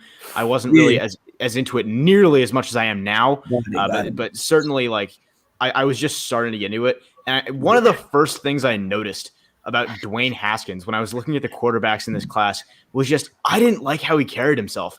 I didn't think he carried himself like an NFL quarterback, and we've seen that carried over in a big way. I agree with that. My dad because like you said, I wasn't as nearly as big of a fan as I am now. And I was talking to him. He was a big Haskins guy. He threw 50 touchdowns. Of course, he was the glamorous type of guy. Of course. But my biggest, I just like one thing I when I look at quarterbacks, and you can't always go off of it, but the way Haskins would throw the ball, he didn't always seem like he would get it there. And I didn't think the way he threw the ball would translate to the NFL. I didn't want him at pick. I wanted that Jones. When I just started to get into the mock draft world and I was looking at mock drafts and I saw that we were mocked to get Daniel Jones at I think that year we had an early second rounder. I think we were supposed to get him early second rounder or the 17. And I was like, okay, I can brace myself for then. But then I think it was the day of or a day before when I saw that things going on in the Cush household. I think I saw we were mocked to get Daniel Jones. And when I saw the pick, especially with Josh Allen there, I think I was just in utter disbelief. But then that preseason came, and I was all for Daniel Jones because he looked That really Jets game, that Jets game was pretty That fire. Jets game was crazy. All it took was the one drive of the Jets game, and I know. everything was Everybody was like, everybody he's the won. quarterback of the future. And then, yo. then the Tampa Bay game was expeditiously way more. God. Game was crazy. That last drive when he scored, running the ball in, I don't think I've screamed for a win. Yeah. More. And then back around on the Tampa Bay thing. Guess what? His worst game of the season this year was against Tampa Bay. Tampa Because Bay. of we played him again this year. You should have beaten him too. Yeah, That's right. Daniel Jones had played even We'll decent get him back. football in that game. We'll see him back in Tampa. We'll see. I'll be at that We'll game. get him back. We'll get him back. This is the 5th year in a row we're playing Tampa. 2017, 2018, 2019, 2020, 2021. I mean, how can you not same have a place. Tom We Brady don't get Giants Brady. game? Hey, Yeah, bro, Tampa I has love low-key it. become a rival of us because it's been 5 years in a row. Yeah, I love it. Don't y'all think like Tom Brady wants to play us in the NFC Championship game? Oh, And then 100%. he beat us. No, he'll retire. I He's got a actually grudge. think that. He'll retire. He Yeah. stated that he's got Yeah, a he's chip on his admitted- shoulder against the Giants. He's admitted several Giants. times that he always the Giants will always be the one team that He wants to beat us. He beat wants on to He's the beat never big gotten stage. over it. It's Yeah. a little bit of a wants to beat chip us, on there like- for old Tom. Yeah. DJ, any The league final owes thoughts? us something, by the way. The Final league thoughts, owes man, us but for listen. keeping 2 rings off his fingers. Mhm. That's a fact. Shout out to What up, Benny? But final thoughts though, man. Listen, I'm just DJ, you should call into the show on Tuesdays, bro. I'm gonna keep it real. on Tuesdays. Yeah, Tuesdays, 9:30, something like that. yeah. about Tuesdays 9:30. Tuesdays, 8/7 Oh, Central. word, yo, bro. I'm not Only sorry. on Disney Channel. I don't know why that just popped Yeah, into my head randomly. I'm sorry. Oh, you're not home on Tuesdays. Alright, it is what it is. Yeah, word. But my final thoughts though, man. Listen, hope we have a great year, good year, improvement year. You know what I'm saying? Hopefully Take that next step, man. Hopefully Jones makes us quiet. You know what I'm saying? Don't want to hear another quarterback name out of college. Week 2, week 3, week 4, week 5. No, it's gonna happen because there's You know gonna what be I'm saying? fans that would. It's gonna do it. happen. It's gonna happen though, but I just don't want to hear it. I want to hear us making the playoffs and you know what I mean, stuff like that. Cause I'm tired of us being home and not playing in January football and starting to get annoying. But listen, I hope Jones will good. Boggy come back healthy. Kenny Golladay gonna be a big play for us. Gonna be John Ross. Maybe with the 11th pick we get Waddle or Smith. Hoping for that, but Possible. to get some more weapons out there. But listen, big hit for Jones. I care about Jones. Either way, I'm cool with it. He's not the guy. Great, we move on. He is the guy. Great, we move on. So it's a win-win for the Giants, basically, bro. Either we have the quarterback or Judge get to pick his own guy. And then the next And with the way the team is set up And now, if basically, he isn't yeah. the guy, the next guy could slide right in. this guy right in and basically take over. And Take over the floor for Eli Manning. I Yeah, am excited to that's what get I into got the second half draft portion of this live stream because there is so much great stuff All right, yo, I to got talk about. easy. All right, DJ. Peace. DJ, There's so much appreciate it. great stuff to talk about now that we signed Kenny Golladay. The options are limitless. It's incredible. I love it. Which, by the way, can we head into it now? Because we already been streaming Please, for like an please. hour. I'd love to. Sure. Just give me 2 seconds. I do want to bring this up. Sure. Apparently, someone at Sean's work, when he was working, he met a Patriots fan that he hates the Giants apparently more than he hates the Jets. Plausible. Interesting. And also, one more thing before we get into Pro Football Network and obviously the Giants stuff. Field Yates tweeted this out on Twitter that basically it hasn't taken long for the Texans to basically try to overturn the roster. I think it's a bit overrated, if you ask me, because I think some of these moves, I'm just not a fan of them. I mean, Yeah, I think a lot of them are placeholder moves. That, when they're not quite there rebuilding a team, where they're just trying to fill in some pieces before they start literally rebuilding. And Texans look, are just- that's a lot of names, dude. Yeah. Damn. The Texans are a I mess. think We people can go down the list. a lot of free agent signings with okay, you got a lot, so now you're gonna be better. But like I need quantity over, quantity. Y'all get what I'm trying to say. Quality Yeah, over I know what you quantity. mean. And by the way, so here's my problem with that, right? If you want to talk about overhauling a roster, that's fine. But look at those names and tell me what the plan is. Okay? I'll tell you. What's I'll the tell you plan this. here, guys? The plan There's right no plan. now is that Tyrod Taylor's about to start because they're definitely trying to get the Sean out of there. Yeah. Because you can go down the list there. There's not a lot of starters. Okay, Justin Britt could be a starter. Pharaoh Brown, not a starter. Terrence Marcus Brooks, not Cannon's a a starter. starter. Yeah, Marcus Cannon Hey, traded for him. Bearded Shaq Legend Lawson, is in the chat. Shaq Lawson star. Like the guy they traded for could be a starter. They traded for Ryan Finley. What? They traded for Ryan Finley. They traded for Ryan Izzo. I don't know Okay, why you would do that at all. Just Listen, Ryan their Finley. goals are beyond our understanding, Alex. You don't Yeah, understand the mind that is the genius of Nick Casario. God Ryan praise his name. a Finley. supposed genius. The guy How to dare Cincinnati. you insult him that way? The one move I do like, Christian Kirksey, I like. Desmond King, I really like. Tay Davis, okay. I just saw that name over there. I'm like, oh wow, Tay There's Davis. been a picture Yeah, I mean, of in all seriousness, and that's it. I just want to say in real all quick. s- There's been a picture of Kenny Golladay kind of going viral on Twitter of him, and he has like a real nice ting, a little ting on him right there. I'll say that. That's kind of hilarious to me. What is you talking about? I just I'm about retweeted to it. find out. Okay. I mean, It better not be something that is Mhm. not pleasant. He's with his girl. Nah, Don't I worry. like it. You're fine, KB. You're fine. I like it, man. He's I growing. gotta Unlike check this out for OBJ. myself. All right, let's not get too distracted by My Chris's man. thirst rants. Hell yeah, on my Twitter. man, bro. My No, I man. will say, no, Chris no, is absolutely yeah, right. You're yeah. thirsty on Twitter, look, man. look what Rob just said, bro. He's like, no. Yo, Rob knows what's up, man. Shout outs to Joel in the chat. I forgot to shout him out as usual. That's The his beard girl? goat. Is that Beard his goat. girl? Yo, if that is, man. Yo, Kenny, listen, Must bro. be. I My could man. cook you dinner, bro. Pull up. What did you? Yo, I remember a few live streams ago, Pest said, yo, guys, Kush is thirsty on Twitter. And I was like, really? You guys have no proof Yeah. of this. Y'all got Yeah, no you proof. be liking some crazy tweets, bro. Kush I'll tell is you right now. thirsty on You be Twitter. like- Why are you it's in a- my likes on No, Twitter, you bro? know, you do know it pops up on our feed, right? Yeah, and we since see You I have that. no proof. and since Is I it- is- interact with you almost every day on Twitter, so your stuff pops up the Yo, first on my KB, all feed. I'm gonna say I is be show me some seeing- proof. Don't make me do it. Just Kush, one don't make me piece of do it. information that's Kush, proof. Kush bro. trying to fight a battle. One. He don't want to Yeah, win. Kush, I'm this is Bro, gonna I'm not gonna a win battle this, you're gonna win, Because bro. he can't find one tweet that It's has 3 fits the against 1, description. Kush. Yo, I bet he went through and unliked every single post that he had. Go ahead, just find one, bro. That's all I'm gonna say. That's all I'm gonna say. try. I'll try. So you gotta keep going. Don't worry. I'm gonna All try. right, let's get into this draft stuff, huh? Sure. Yeah. All right. As KB tries to dox the hub. He's not gonna find anything, bro.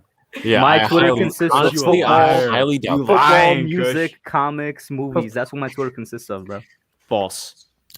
Going back to Sean's thing real quick before we get to the mock draft simulator. Yeah, I am planning to go to MetLife A and B. And I know Chris said on his stream, Chris the Entertainer, he said, yeah, we're definitely doing a tailgate this year. So hopefully something Awesome. comes up. I gotta get my ass down there. Yeah, me too. I yeah. definitely gotta make a game this season. All right. So let's go to. I have yet You to make think- my first pilgrimage to MetLife Stadium, and it's very sad. Really? It's Okay. very sad. Yeah. That's okay. I made my first one like 3 years ago, which is relatively late, I guess you could say. It's all right. My first one was in 2019. When I went to that Jets game with I Well, gotta take- get my ass down there, Yeah. man. Mine was 20. Fun fact about that Jets game, mine was 2018, but it was the Jets-Giants game for the year before. And also, my brother got so irritated. He's a Jets fan. He got so irritated with the commentary from Carl Banks and Bob Papa because they kept calling out the refs. It was on one of the plays they called PI, and then Corey Ballentine intercepted the pass, and they're like, oh, there's no PI there. And my brother's just like, you mute the TV right now because we were in the same room. That was funny. All right, I already found All one, right. Kush. Oh, really? Are we about to do this on Oh, stream really? right now? Go ahead. Are we Go about ahead. to I'm not My man- monetized. So. My man, it was yesterday. Hey, yo, I'm not gonna lie. I'm running through my head of what I liked yesterday. I don't know what I. I ain't going front, man. I Kush, mean, you can't even keep good, track. you like the good picture, bro. I'm just saying. You Oh, know? okay. You see what I'm saying, bro? Yeah, that's a normal But thing, bro. I'm just saying, my man be thirsty on Twitter, bro. Yo, listen, yo, look at Yvette. Yvette says I got great taste, bro. I'm not Alright, gonna let's lie. see. What Hulk was it? What does- was it? Put it up on the screen. Yeah, I'll do it right now. Let me see if I can share my screen. This is Share. rapidly All right. not becoming about football at all. I'm trying my best here. This could do- only having fun, happen on a non-monetized channel. Go so I ahead, don't care. go ahead, and share it. Okay, this Kush is better say yesterday. he ain't thirsty All right. on Twitter. Guys. Listen. This is yesterday. All I'm Hold gonna on, say does that is say 6 there's- a.m.? That's a beautiful mirror, bro. Does that say Alright. 6 a.m.? You like this at 6 a.m. or He's she looking posted at at the 6 mirror, a.m.? right? Oh, Kush. That's a beautiful mirror. Okay. That's Well, what I'm saying. hold on. Lord, let me not get him. It literally Flag says one here. of his comments, goddess. God, What? That's some Go back into it. Please tell me Kush. Oh my god. Kush, I'm disappointed in you. My expectations were so low. They were so low, Kush. Hey, listen. Oh, I'm done. I'm dead. I got My that's on my side, expectations. bro. That's The all ball was all I need on is one rock person bottom, on my and side, Kush bro. grabbed a shovel. My god. All I need is one person on my side, bro. A vet. That's it. There you go, bro. Oh, I my actually gosh. completely forgot about that. I ain't gonna lie to you. Oh, I was like, this- there's no way this he's man, gonna listen, release man. Now Listen, all props to Kush. My man shot his shot, bro. My man, he tried. my man shot his shot though. My son Oh, said, Kush. "Give me one example." My son- I really 6 didn't a.m. expect you to find it that fast, yo. I gotta start going on the burner. Oh man. Oh God, that was that. Oh He man. was so Bro, confident. He was so everybody's confident we were gonna everybody find in the chat, nothing. bro. Their respect for me just went like, Oh yeah. The All stonks on percent. Kush's channel is just your credibility is vanishing before our eyes. Joel said, I gotta get it to Rick out. Bro, you ain't get caught in 4K. You got caught on those Fox 8K cameras. That is The drone that's a camera. great Guys, comment. listen. That comment wins it. For This me. is listen. My channel is still all football. Y'all know this, bro. Pure quality a- Giants content. It's a family called show. The Hub, and we just outed you on it. Authentic It's called said it the went up. Hub, yeah.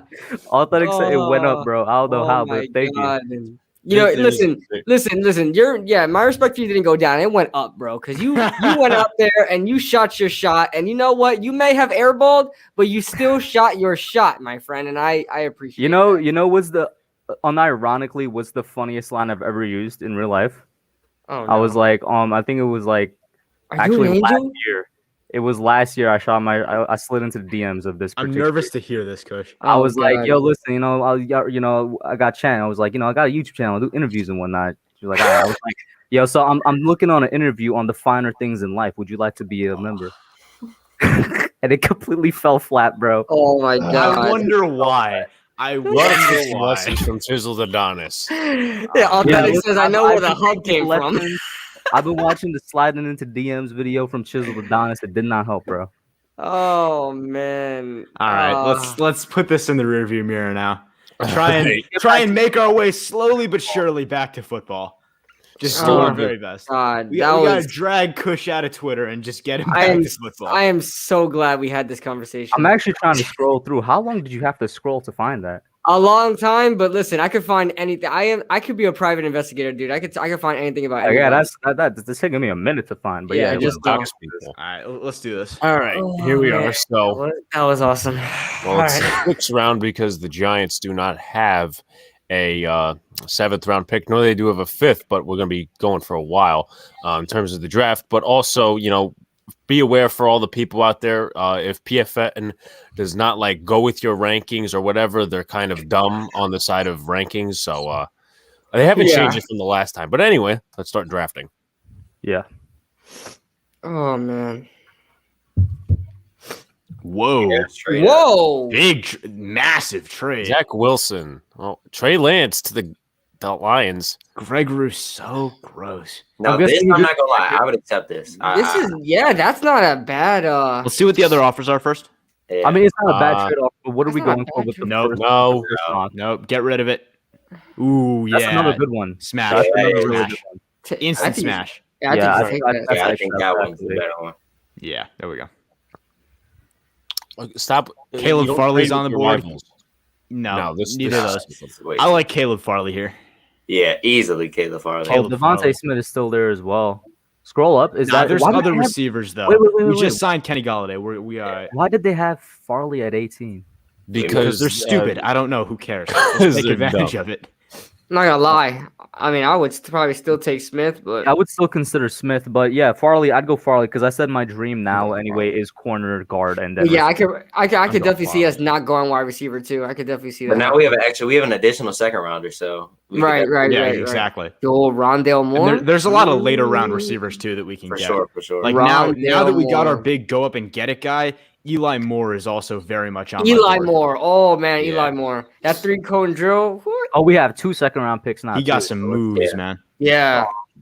Eli It's Moore in center the third gravity. round is a You know nice about my pick. theory with Mac Jones to Tampa. That's a great pick. Mac Jones. Oh, he's going to be behind Brady. That's going to be good.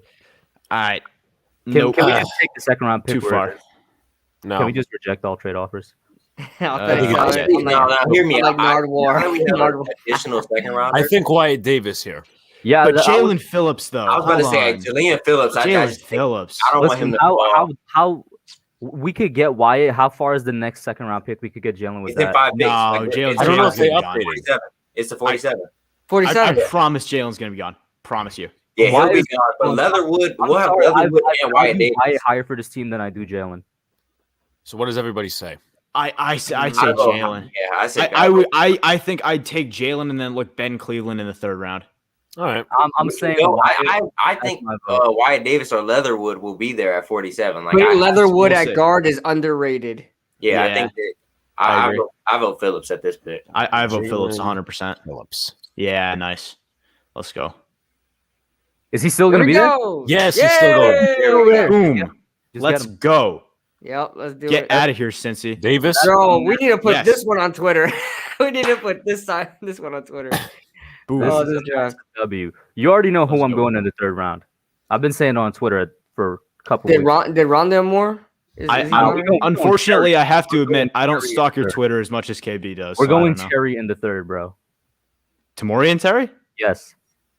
He's But if Rondale Moore is there, we don't grab him. I mean, listen, he's an We'll see absolute who's beast, there. but we just signed Kenny Golladay. Ooh, Eli Moore went. Yikes. Ah, That I'm telling hurts you, my it's heart. got to be a receiver in the Chaz third. Surratt. Y'all don't want Chaz Surratt with this pick? This or no? Hold on. Don't reject that just yet. What are we thinking? Ooh. That's a good trade offer. yeah, and then Move we up get rid of 86. the good Trade Honestly, offer. yeah. fourth, I'd extra rather- fourth. I like acceptable. it. Yeah, that's a good trade for us. Eric Stokes comes off, but we already drafted a corner. Yeah. Carter, We drafted Chaz Surratt. Surratt, That's tough. That's tough. Tutu Atwell. Again? No, No. reject. Nah, we're good. We're good. We're good. Reject. We're Yeah, good. we're good. Okay. So That's the- Amari Rogers is definitely an option. Yeah, go. Davis. I don't know how much y'all have looked into him, but Jamin Davis is definitely an elite linebacker. Yeah, but I haven't watched enough tape on him to say that confidently yet. Go over to wide receivers. Take Terry. Let's see if he probably still is on the board. Yeah, but- no, let me ask you- Yeah, hold on. they put him on the board. So, like, First yeah, off, they put him- first off, here too. First off, why would we not just abuse the server and take Terry in like the 6th? Because we want to be a little bit realistic, just a little. We bit. don't have No, even no, that. We have I like don't one think six now. Are we trying to We be just took realistic, or is Jalen this a Phillips fun at the one? 42. How realistic are we being? Oh, that's true. That's Well, he true. can't. All right, we'll let's wait. not act as if he can't fall to 42. I don't think Yeah, he can. injuries play a big part in that. Yeah. I Nah, I know, think but he's going I don't first. think he's. I I don't think think he's there's going any first shot he round. falls that far. Yeah, I I don't think think he's there's any going chance. He's He's going too good. over. He's going over Rousseau. That's for sure. Oh hell in yeah! my opinion. All right, I number- think I'd like to look at some guards if we can. I We- think Ben Cleveland even is though we very much got- on the We board. just, no, we just got Wyatt Davis. We're good. What am I saying? Sorry, I forgot we did that. My bad. Yeah, yeah, Okay, we're good. so I'm telling you, wide receiver. Dwayne Amari Rogers is a good option here. Anyone know message. anyone who knows the YouTuber Bangle who's a Yeah, Giants yeah, fan yeah, also? Yeah. Yeah. He says Dwayne Eskridge is underrated. I have not. No, he is. Because- He's a great receiver, but Yeah. not in the third round. Yeah, Not in yeah, the and third he round. and he got a lot of his claim to fame from the Senior Bowl. Yeah. Yeah. And Okay, then so He's a really practice- good receiver, but not third Yeah, round. and in practice, because I heard the game that he wasn't all that in the game. All right. So what are we doing here? Another Just scroll a little defensive bit for me. Down a bit. Yeah, Terry. what other options? Scroll down. Just All right. scroll Yeah. a Yeah. little bit. Oh, Gainwell. I like Gainwell, but Hmm. Trill. Not saying a whole lot I'm in love with here. I'd probably take Amari Rogers. Cam McGrone is a good pick here. I mean, I could very easily get with a Cam McGrone pick. Cam McGrone's Yeah, my right. guy, first round mock right there. I Yeah? mean, someone said I know Jordan would love Quinn right here, despite going wide. Miners. Yeah. He's not I bad. like McGrone here as this pick. What is the other? Say? I'll say McGrone.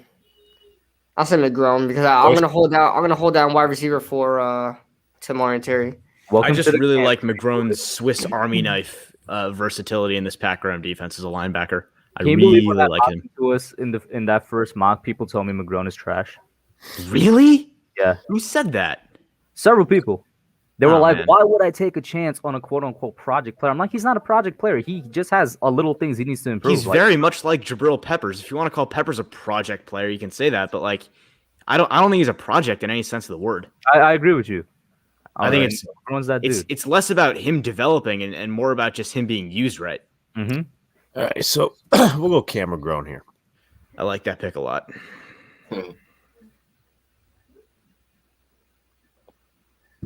By the way, for my third and final mock, is going to be so much fun and easier now that free agency has already happened. Yeah. Mhm. Oh, you can. The It thing takes is, such a weight off my shoulders, man. as wonderful as it is to have these options, it's almost overwhelming just because there's so many different things you can do. I did a mock draft earlier on a live stream today, and like a pretty realistic actually situation happened with the top 10 picks, and I was left with so many great players on the board. I didn't even know what to do. Well, tell us about it. What happened? I mean, first off, it ended up being Jamar Chase to the Giants at 11. Oh Hell my yeah. gosh! 2 receivers went off the Oh, board, and they were Jalen Waddle and Devontae Smith. Wow. And Unless then anybody. Farley was on the board. Surtain was on the board, I think. Micah Parsons was on the board. I believe Rashawn Slater was probably, I think he was on the board. That's There a was lot of players. talent. So who went in the top 10? 4 quarterbacks, Kyle Oh. Pitts, J.C. Horn, Devontae Smith, Jalen Waddle, and someone else. That will be history Hey, making. we take it. What are we doing with this guy? Nah, reject that. Too far. Let me scroll up because Please do, good sir. You can just use the mouse, Shit. you know. freaking You don't have to arrow it. You can just use the mouse. I don't have one. Oh, Yeah, like a laptop. Yeah, Yeah. unfortunate. we do have. You don't have 126, like so the touchpad doesn't work for you on here. I just really rarely ever use it. Fair enough. Let's see. Who we going here? Ooh, Hamilcar Rashid. That's an intriguing option. Are we just I gonna know we took Phillips. I I was know gonna we took say- Phillips, but Are we actually just gonna abuse the server and then wait until the 6 to take Terry? yes. Okay. In a word, yes. In that case, I literally, you know what? I'm gonna be honest with you. I literally don't know where you could go anywhere here. I like Yeah, Hamilcar honestly. Rashid. I know we just took Jalen Phillips, so if you don't want to do it, I understand. But oh man, I've been a big Hamilcar Rashid fan for a while. Scroll We down. got- I we got might two- go. Behind Who Quinn. is? What? I was gonna say I might go on offensive line depth here. Yeah, I'd still stand behind Quinn right Totally. We're here. gonna go. totally. We're gonna go 2 edges. We don't. It's hey, I totally understand if you don't want to do it. Dimitri Felton is also very much a possibility. Kyle Trask. Of course. I have him ranked super low. I'm And Seth between, Williams too. Why is Seth Williams so low? be honest, I'm between Miners and I'm between him, Rashid, and Demetric Felton. I just I'll don't vote want to Miners. take a center, honestly. I just like Nick Gates right where he is. Well, No, this I could like be. You can move him to guard. Yeah, I was gonna say you can move him to guard in I case. was gonna say this could be depth. But like we already took our guard depth. But we don't know if Hernandez or Lemieux will work out. Like Hernandez, has, Right, but like so when I say we took our guard depth, I mean like we took our starter, and one of those two is going to become our guard depth. I think we have the interior offensive line that we need. If we're going to do anything, we'd probably take exterior offensive line on the offensive tackle position. I don't think anyone here is going to be worth this pick. Yeah, So this with is- that being said, for me, I would still go. I'd probably go Rashid or Felton personally. I would still go Quinn Marinez just because you could never have too much offensive linemen. yeah, That's I'll- fair. Maybe what do you That's say? totally fair. Yeah, I'm gonna go Miners. All right, Quinn Miners, Fair. my favorite. All right, we So get give a pick. 1 in 10 picks. Yeah. Oh, Oh, god damn. Garden. Dimitri Felton. Dimitri, is that a general consensus? Yeah, I can stand by that. Hamilcar Rashid, 3 picks earlier, though. That killed me. Why don't we take another Diggy Zua, brother? See how that works out. And I will say, those that haven't, go watch some Hamilcar Rashid tape. That Yo, man's an animal. Potato has a pretty good By the Who? way, that's a funny name. Is it supposed to be Potato? But it's Potato. He says, "Can we trade a church for the Texans' second round pick, bro? Trade them a Popeyes $5 chicken box, and you got it." Chicken sandwich. Yeah. Ooh, Chicken Cade Johnson. sandwich. He's a good receiver. See if we got any number more picks. 162, bro. Amin Ogbongbemiga. I love your name, bro. Okay, 196 in our final. Oh, man, don't worry. I- Tamori and Terry will still be there. This server is that The more stupid. pictures I see the more swaps I see between Golladay and Jones, I fall in love more and more. Yeah, Oh, it's yeah. easy. It's easy to be that way. Oh yeah. I'm going to be completely honest. I have no idea who either of those two edges Kansas City just took are. No clue. Potato, that's your in real life name? I don't think so. And what did I say? Tamori and Terry still here. Wait. Trayvon Grimes is here, though. Ah! Here we go with that hype. No, that was a good joke, Kush. Good joke. Grimes. Nah, yeah, for sure. Go Terry. It's a no brainer. Yeah. I mean, we're abusing the server, but why shouldn't we? That's crazy, Just though. playing the game. That's crazy.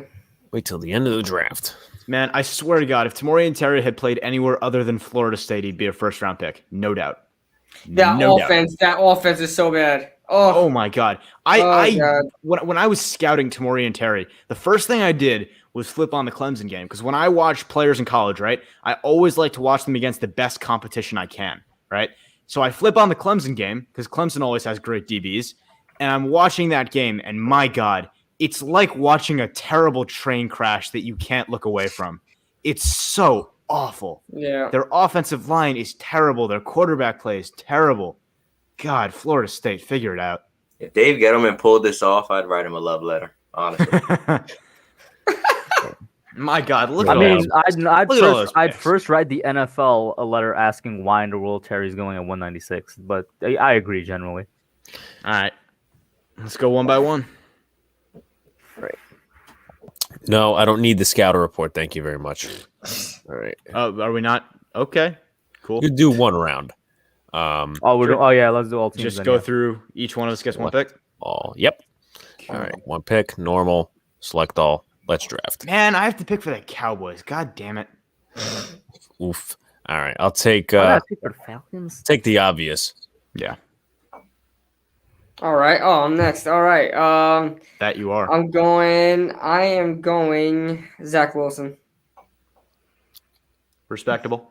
Pitts is at 3 now in terms of rankings. What the hell? he keeps climbing his way Yeah, up. every single time he keeps going up. I mean, I'm not complaining, but yeah. I think with all the hype, I think they just go Penny right here and just try and help Tua. Yeah, I can see it easily. Rousseau at 10. I will say, before you pick Kush, the one thing I want us to consider in terms of these offensive linemen, specifically Penei Sewell, is that in a class this deep at offensive tackle, it is possible that teams start to say, I can wait till the second round. It's possible that he slips a little bit. Very easily. So I'm gonna throw Ask Alex, I don't know, though. My phone cushion. no. Sorry, Not to us, no. Just in general. I'm gonna throw a monkey wrench into the situation and have the Carolina Panthers trade up. Mm. Oh, okay. All right. All right. Let's see. No, I Let's see if you can If make you're- this work, Kush. If you're zoomed in, you might have to It's- zoom out. Panthers with the trading with the No, Falcons. Yeah, so so, hit click next, next, hit and next. then Yeah. go back Then and click Falcons. Falcons. There you go. All right. So, So they're 8, swapping. Bam. 4. What are the Panthers giving up Just necessarily? click everything because we're only doing the No, first no, round. here. Yeah, I guess. Yeah, fair. Yay. They accepted it. Yeah, so go ahead and take Fields. Nice. All right. Fair. Number 5. Fair. I can see the Falcons trading down too. Nate. Oh, sorry. I just zoned and it's me. I'm trying to just figure out how I would trade this pick because I want to so badly. I just think of a trade partner who would come up. Who would come up for a Bears, quarterback? maybe? But Yeah, but do that they have far, enough? Though, Like, if we're thinking realistically, do they have enough? Because they were trying to trade for a quarterback no. with their But first I think pick, and it the didn't Bengals happen. still want Slater, so trading down to 20 just would cancel them right? out. That's what I'm saying. That's just too far. The Patriots, maybe. That's even Maybe at that the point. Niners. 49ers? Maybe the Niners. 49ers, like, yeah. Like they could still get Darisaw if Slater somehow goes. Right, yeah. Nah, fuck it, Slater. I'm going to make the smart decision here. I'm going to keep my job in Cincinnati. All right, I'm up again. Number 6. I think they're not Trayvon Grimes, but you know what? There you go, Kyle Pitts. He's just trying to troll. I love it. All right, at 7, I'm going to get Jamar Chase. Yikes! Still on the board. It makes so much sense, though. Give me Micah Parsons. Ooh, over Trey Lance, eh? I don't think they're too ready to bench. I think Matt Ryan has a couple more years in him. See, that's the thing. I think they're taking a guy to sit behind Matt Ryan for a couple of years while they rebuild the rest of the roster.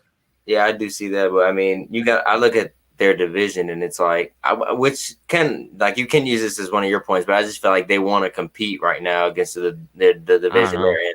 I don't know if they do though. We'll see. It's all speculation. It all depends on how the new head coach sees it and things like that. Entirely, yeah.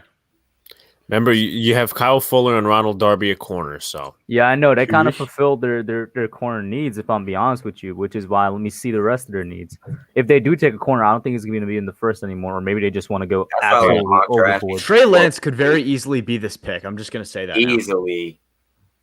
I can't even read what's there. Linebacker. I don't see a linebacker that I'd take at this. It's not what I do personally, but I can very, very easily see Trey Lance. I can as well because I'm not convinced by Drew Lock. I don't know if they're convinced. I don't think they are. Right, that's what I'm saying. I don't think they like Drew Lock. Is the thing I'm hearing anyway. You know what? Let's make it happen. Why not? I haven't seen it before, and it's not completely out the question that it could. Trey Lance is the pick. Oh, by the way, I forgot to ask. So if Micah Parsons goes at 8, where does Deion Jones fit in all this? Good question. That's a great question. I think Deion Jones, he's fast, for a linebacker, but he's also small. So I think I'm not going to say he's taken away in the run game. And I haven't watched too much of the Falcons games, but I also do think pairing a pass, I know he's good in pass coverage. So pairing a linebacker like that with a guy who's really good, who's proven on the collegiate level that he's good blitzing, I think that would be nice for their defense. No, don't take that as me thinking it's a bad pick. It's a really good pick. No. Personally, for me, I actually don't think Micah Parsons is a middle linebacker, at all. I think he's an edge. No, not an edge. I think he's either a strong side or a weak side of Sam or Will. I just do not think he's a Mike linebacker at all. Maybe an inside linebacker in a 3-4. But I think if you put him and Aluakun outside of Deion Jones, that's nice. That's really nice. But at 10, I'm going to make the incredibly biased pick and take Patrick Surtain because I want Caleb Farley to be on the board for the Giants. I mean, so is Jalen Waller right now. So that's going to be real interesting to see what Alex does. I know what I'm going to do here, but first, one of my friends was talking about from our sponsors. Our sponsors at MPOW Gaming Headset. Definitely. One of my friends was actually talking with Keith in one of the chats, and he said, I'd rather Surtain over Farley because he fits our scheme better and has chemistry with McKinney. I would argue that Farley fits better. I think that Farley, I understand what he's saying in the sense that Surtain has a lot more experience in zone and he has a lot better zone instincts at the moment. But first off, I think Farley with some good coaching can very easily become a really solid zone corner just because even if he doesn't have the instincts, he can easily make up for that with his raw athleticism. And second of all, I wouldn't be surprised at all, if as soon as we get our second corner, Patrick Graham gets a lot more aggressive with this defense. And we see a lot more of the stuff he liked to do in Miami with some blitz-heavy packages, some big fronts, some man coverage on the outside. I think Caleb Farley would thrive there. Part of me wants him to not do that because I feel like he's made a new defense that works, and I kind of want to see how that could develop because that's what makes me think of Graham as just a genius because he really did make a new thing that he's never done before and it worked. So I'm like, what if he could fine-tune that? In the middle of the conversation, it should be said that I think one of the things people get lost in is that the aspects of defense in the sense of the front seven and the secondary, they coexist, but they're not super tied to each other in that sense. On some level, they are in terms of how you build your roster, but when you're looking at specifically if you want to do man, you want to do zone, that's not super tied to what you do with your front seven, specifically your defensive line. And when I think about that defense he built, which is what you're referencing, I think he built that entirely on the defensive line. I don't think there was anything in the secondary besides James Bradbury, and we all know James Bradbury can do anything, and besides maybe Logan Ryan and Jabril Peppers, but Jabril Peppers played more in the box than on the top, honestly, and Logan Ryan can play anything. I think when you talk about building it, I think it makes a lot of sense to be able to switch back to a man scheme. Real quick, by the way, is NFL Rumors a trustworthy account on? I was gonna bring that up too. They just said that the Giants have interest in Jadeveon Clowney. I'm like, no, please don't. Please don't. Please stop. That's not a credible account. Please stop. Either way, I wouldn't want him. So the reason I take Farley here is they have 29K followers though. That's amazing. Yeah, clickbait. Anyway, with Farley, I'd rather take him over Waddle. I guess in this situation, I don't know enough, I would say, football, like somebody like scouting. But I would take Farley because I just want to build up that secondary and build up that defense, obviously. And I think Waddle, in just my opinion, and this is my take, that I think Garrett would kind of have to get a little creative for. But I think Garrett might impact that pick and sort of like, hey, we already got our deep guy, and that's what our offense needs. We don't need another top tier wide receiver. So that's why I go Farley. So I think what you're saying makes a lot of sense, but just my take on that in a couple of different ways is, for one, in terms of Jason Garrett misusing him, I think much in the same way that Kenny Golladay is so difficult to misuse because he's going to make you right. If you throw him up deep, he's going to make you right. I think Jalen Waddle, if he does become what we expect him to become, and if he is in that same vein as, say, a Tyreek Hill, I think he's one of those guys that will also, in a different way, make you right. As long as you're not sitting him down every single rep as a curl, which is what he was doing. So please, God, Jason Garrett, just pull your head out of your ass. As long as you're not just completely wasting him, I think it's kind of tough to mess with a guy with his skill set, the route running, the speed, the agility, etc. So in terms of that, it wouldn't stop me. I think the difference between now and before Golladay in terms of drafting Jalen Waddle is that before, I would have been hesitant to take a receiver that wasn't a go up and get it physical big body receiver. But now that we've got that, we can very easily say, hey, Jalen Waddle, how do you feel about playing in the slot and just going deep every third play? I think that makes a whole lot of sense. 2 top tier wide receivers still on the board, Jalen Waddle and Devonta Smith. It's going to be interesting who takes them. Key Blue. All right, I'm going to take Mac Jones. Of course you are. Of course you are, you maniac. We're going to be original here. KB, check Twitter. I know there's 2 top tier receivers still left on the board, but I'm going to go Darisaw right here. Good. I'm so glad you said that. Thank you. 14. There is no easier match in this draft than maybe T-Law and the Jags than Christian Darisaw and the Chargers. Kush when he's ready for the Vikings. So we got Vikings here. Do I dare?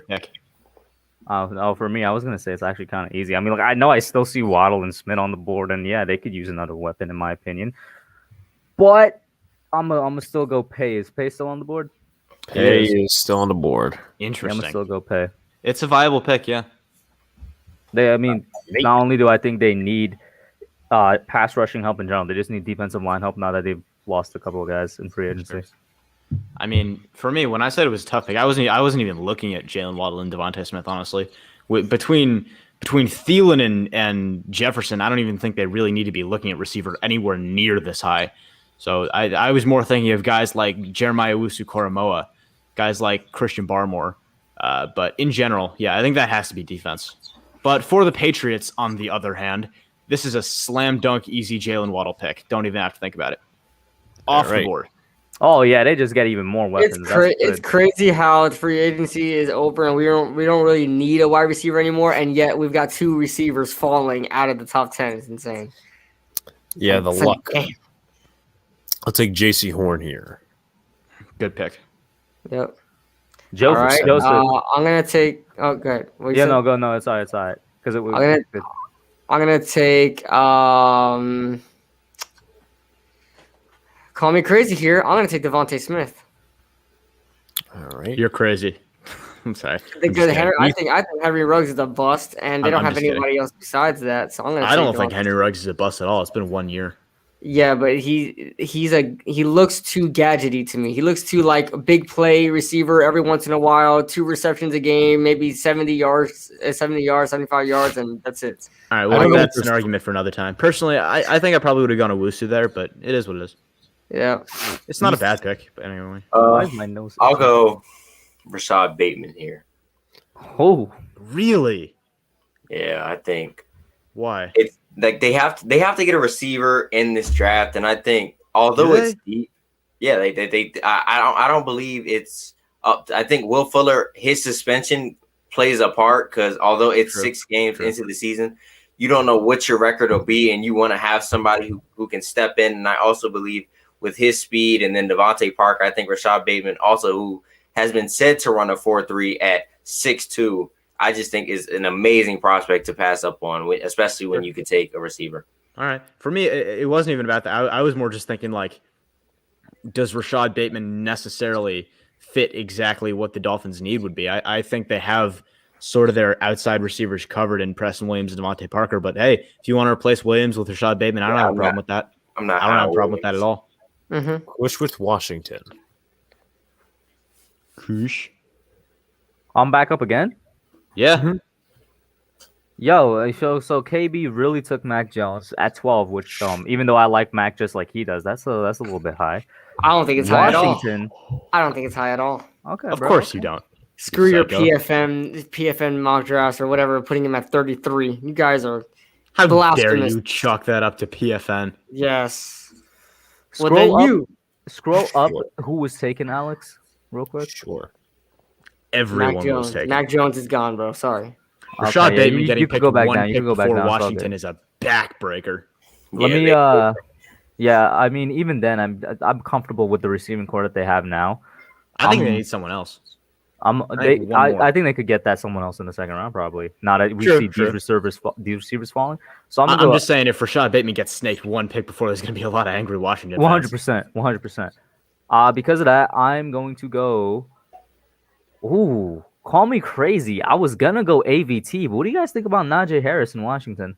I think that's Nah, they got with Antonio Gibson there. Antonio Gibson and J.D. McKissick. Antonio Gibson and McKissick, yeah. I not think the this has first to be round, AVT. man. Not the first I round. don't know. Don't go Bama. All right, okay. I was just like, that popped in my head, but yeah, go AVT. It's always been O-line for me if they don't get their quarterback. And he's a USC player. Good. He's gonna be a bust. I thought that was a slam dunk pick. Bears. I always seem to get stuck with this pick, and I never know what to do with it. Darius Toney. Stop. I think that would be a good pick. How confident are we that they're going to get rid of Akeem Hicks? I think they said he's likely staying now. I saw something on Twitter like that. I think either way you could still go Barmore. Can I though? I know I could, but Hicks is old. In lieu of JOK, I don't think I can pass on JOK for keeping Akeem Hicks there. They have Roquan Smith over there, but I'm not sliding him in at middle linebacker. I'm sliding him in at outside linebacker or strong safety. So I'm going to take Jeremiah Owusu-Koramoah because I don't think I can pass on him unless they're letting Akeem Hicks walk. In which case, it would be Barmore. Okay, so this is me now. 20. I'm pretty sure some of their needs are wide receiver. I think edge is one of their needs as well. I'm going to take Azeez Ojulari here. Oh, you bastard! Damn it! That is a big snake. That's always what I go to at 22. Yeah. You got some other options though. Yeah, you could go Barmore. You could go a little lower on the board. You could go Cosme here. One more. Go Rizzo. You could go Osai. You could. I'm gonna go Joseph Osai. Yeah, good pick. I like Barmore. It's just that we have Jeffrey Simmons out there in the middle, and Osai just makes too much sense there. Yeah, edge is definitely more of a need than interior defensive. It makes too much sense. You took Aziz Ojolari. Damn. That was mean. That was a mean pick. That was. All right. Now with Oh, this one, I- I'm actually kind of excited that I got this one, but I think now, without a doubt, I think RB1 is Najee Harris. Absolutely, it is. Due to the team and with them taking Zach Wilson, Oh. I've got to go No. ETN right here. Oh, Only Oh. hear me out. There's no excuse to go for What does Zach ETN Wilson right now. have to do with ETN? Yeah. No. Hear me out. I think I love Najee Harris. I think he's answered all the questions I've had for him. I think they were more in the passing game, and he showed me he's a great passing back. But ETN is, in my opinion, a mirror version or the pro comp of AK-47. And I think with the ability that Zach Wilson has to throw at any angle and things like that, and it just his play style just fits Travis Etienne so well, in my opinion. Way better than a downhill. Respectfully, Najee all day Harris Giants. type of guy. Respectfully. Hey, he's making the pick. In I caps, disagree. respectfully. It's your pick. It's your pick. It Do is what you your want pick. with it. I disagree. I think he fits. It's your pick. All right. Number 24. Oh man. See, now the Steelers are just like in the hell of Nah, this just give me decision. Najee. Just give me Najee. No, Really? they're not in hell at Really? all. I'm going They're not- Najee. Anywhere offensive lineman would be a great pick. I Look, agree for with me- you. For me, Any offensive if I'm line the would be a good Steelers, pick, but Najee would also be a If good I'm the pick. Steelers, I'm taking Jalen Mayfield all day or Cosme. Not Mayfield for me, but if I'm the Steelers, I'm thinking, oh my God, how do I decide between Samuel Cosme and Najee Harris right now? Yeah, That's what I'm okay. thinking if I'm the Steelers. My God, that is a tough And they pick could for them. still get a good O-lineman in the second. This, on the other hand, is a super easy pick. Give me Trayvon Moehrig. Easy money. Scroll down one. There you go. Yep. Don't even have to think about it. All right. With this pick, I'm pretty sure one of their. Let me see what their needs are. Well, I kind of knew, but anyway, I don't know. I'm thinking I need a Browns mindset. But anyway, I'm gonna rob some people here. I'm gonna take Nick Bolton. Yeah, there you go. I was just about to say, take it from some people right after you. Yeah, whoever has 28. No, I don't have 28, so you won't be screwing me this time. Keith and Kush are mad right now. Let's see. I Here I'm going. You're the Packers. Here You're I'm mad that going. Nick Bolton got taken. I'm going Terrace Marshall here. Good pick. I like that a lot. I think that's such a match made in heaven pick for them. So I like that pick a whole lot. yeah. Well, I'm hoping I am hoping that somebody else lasts, but they could go one pick before me. All right. Now, Keith. just based off He wants Cosme. He wants Cosme. No, I think you want someone else. No, Cosme, because I feel like Armstead still has maybe a good another year in him, and Ryan Ramczyk is still I don't know young. who you want. So I think Hub wants Cosme. I don't think so. raw We'll see. athleticism, Rousseau comes to my mind, but because of the comparison with him and Cam Jordan, putting them together, I think would be good. But also, Kadarius Toney is in my head with how they just lost Emmanuel Sanders and having a guy to complement Michael Thomas. So that's really what I'm. Was it Alex? I said slant boy. Oh, I said Nah. it too. Yeah, slant boy. See, I don't even like that nickname. Not because it's a bad nickname, but because Sir Slancelot was right there. Sir Slancelot is 1,000 times better. So you taking Tony? Yeah, I think that's what The I'm. reason I prefer like that slant pick. boy name. You know what- is you know because what's funny? It's disrespectful. And you know it's disrespectful. You know what's More than funny? Sir Lancelot. I really like as far as in the passing game. I really equate Kadarius. What the hell? My He camera died, fell. bro. I got the same light. You okay there, buddy? Yeah, my camera fell. He died. Okay. Hell, his hand was like, "I'll save you." Straight to Brazil.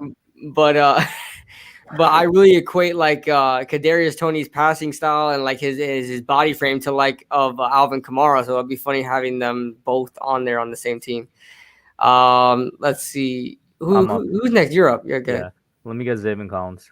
Really? Okay. He's still mad. That's a good pick. That's another match made in heaven pick. That's a really good pick. See, I thought you were looking at Christian Barmore right there. Oh yeah, that would have been a nice one too. That's who I thought you were Next to looking Kenny at. Clark. Yeah, Kenny Clark.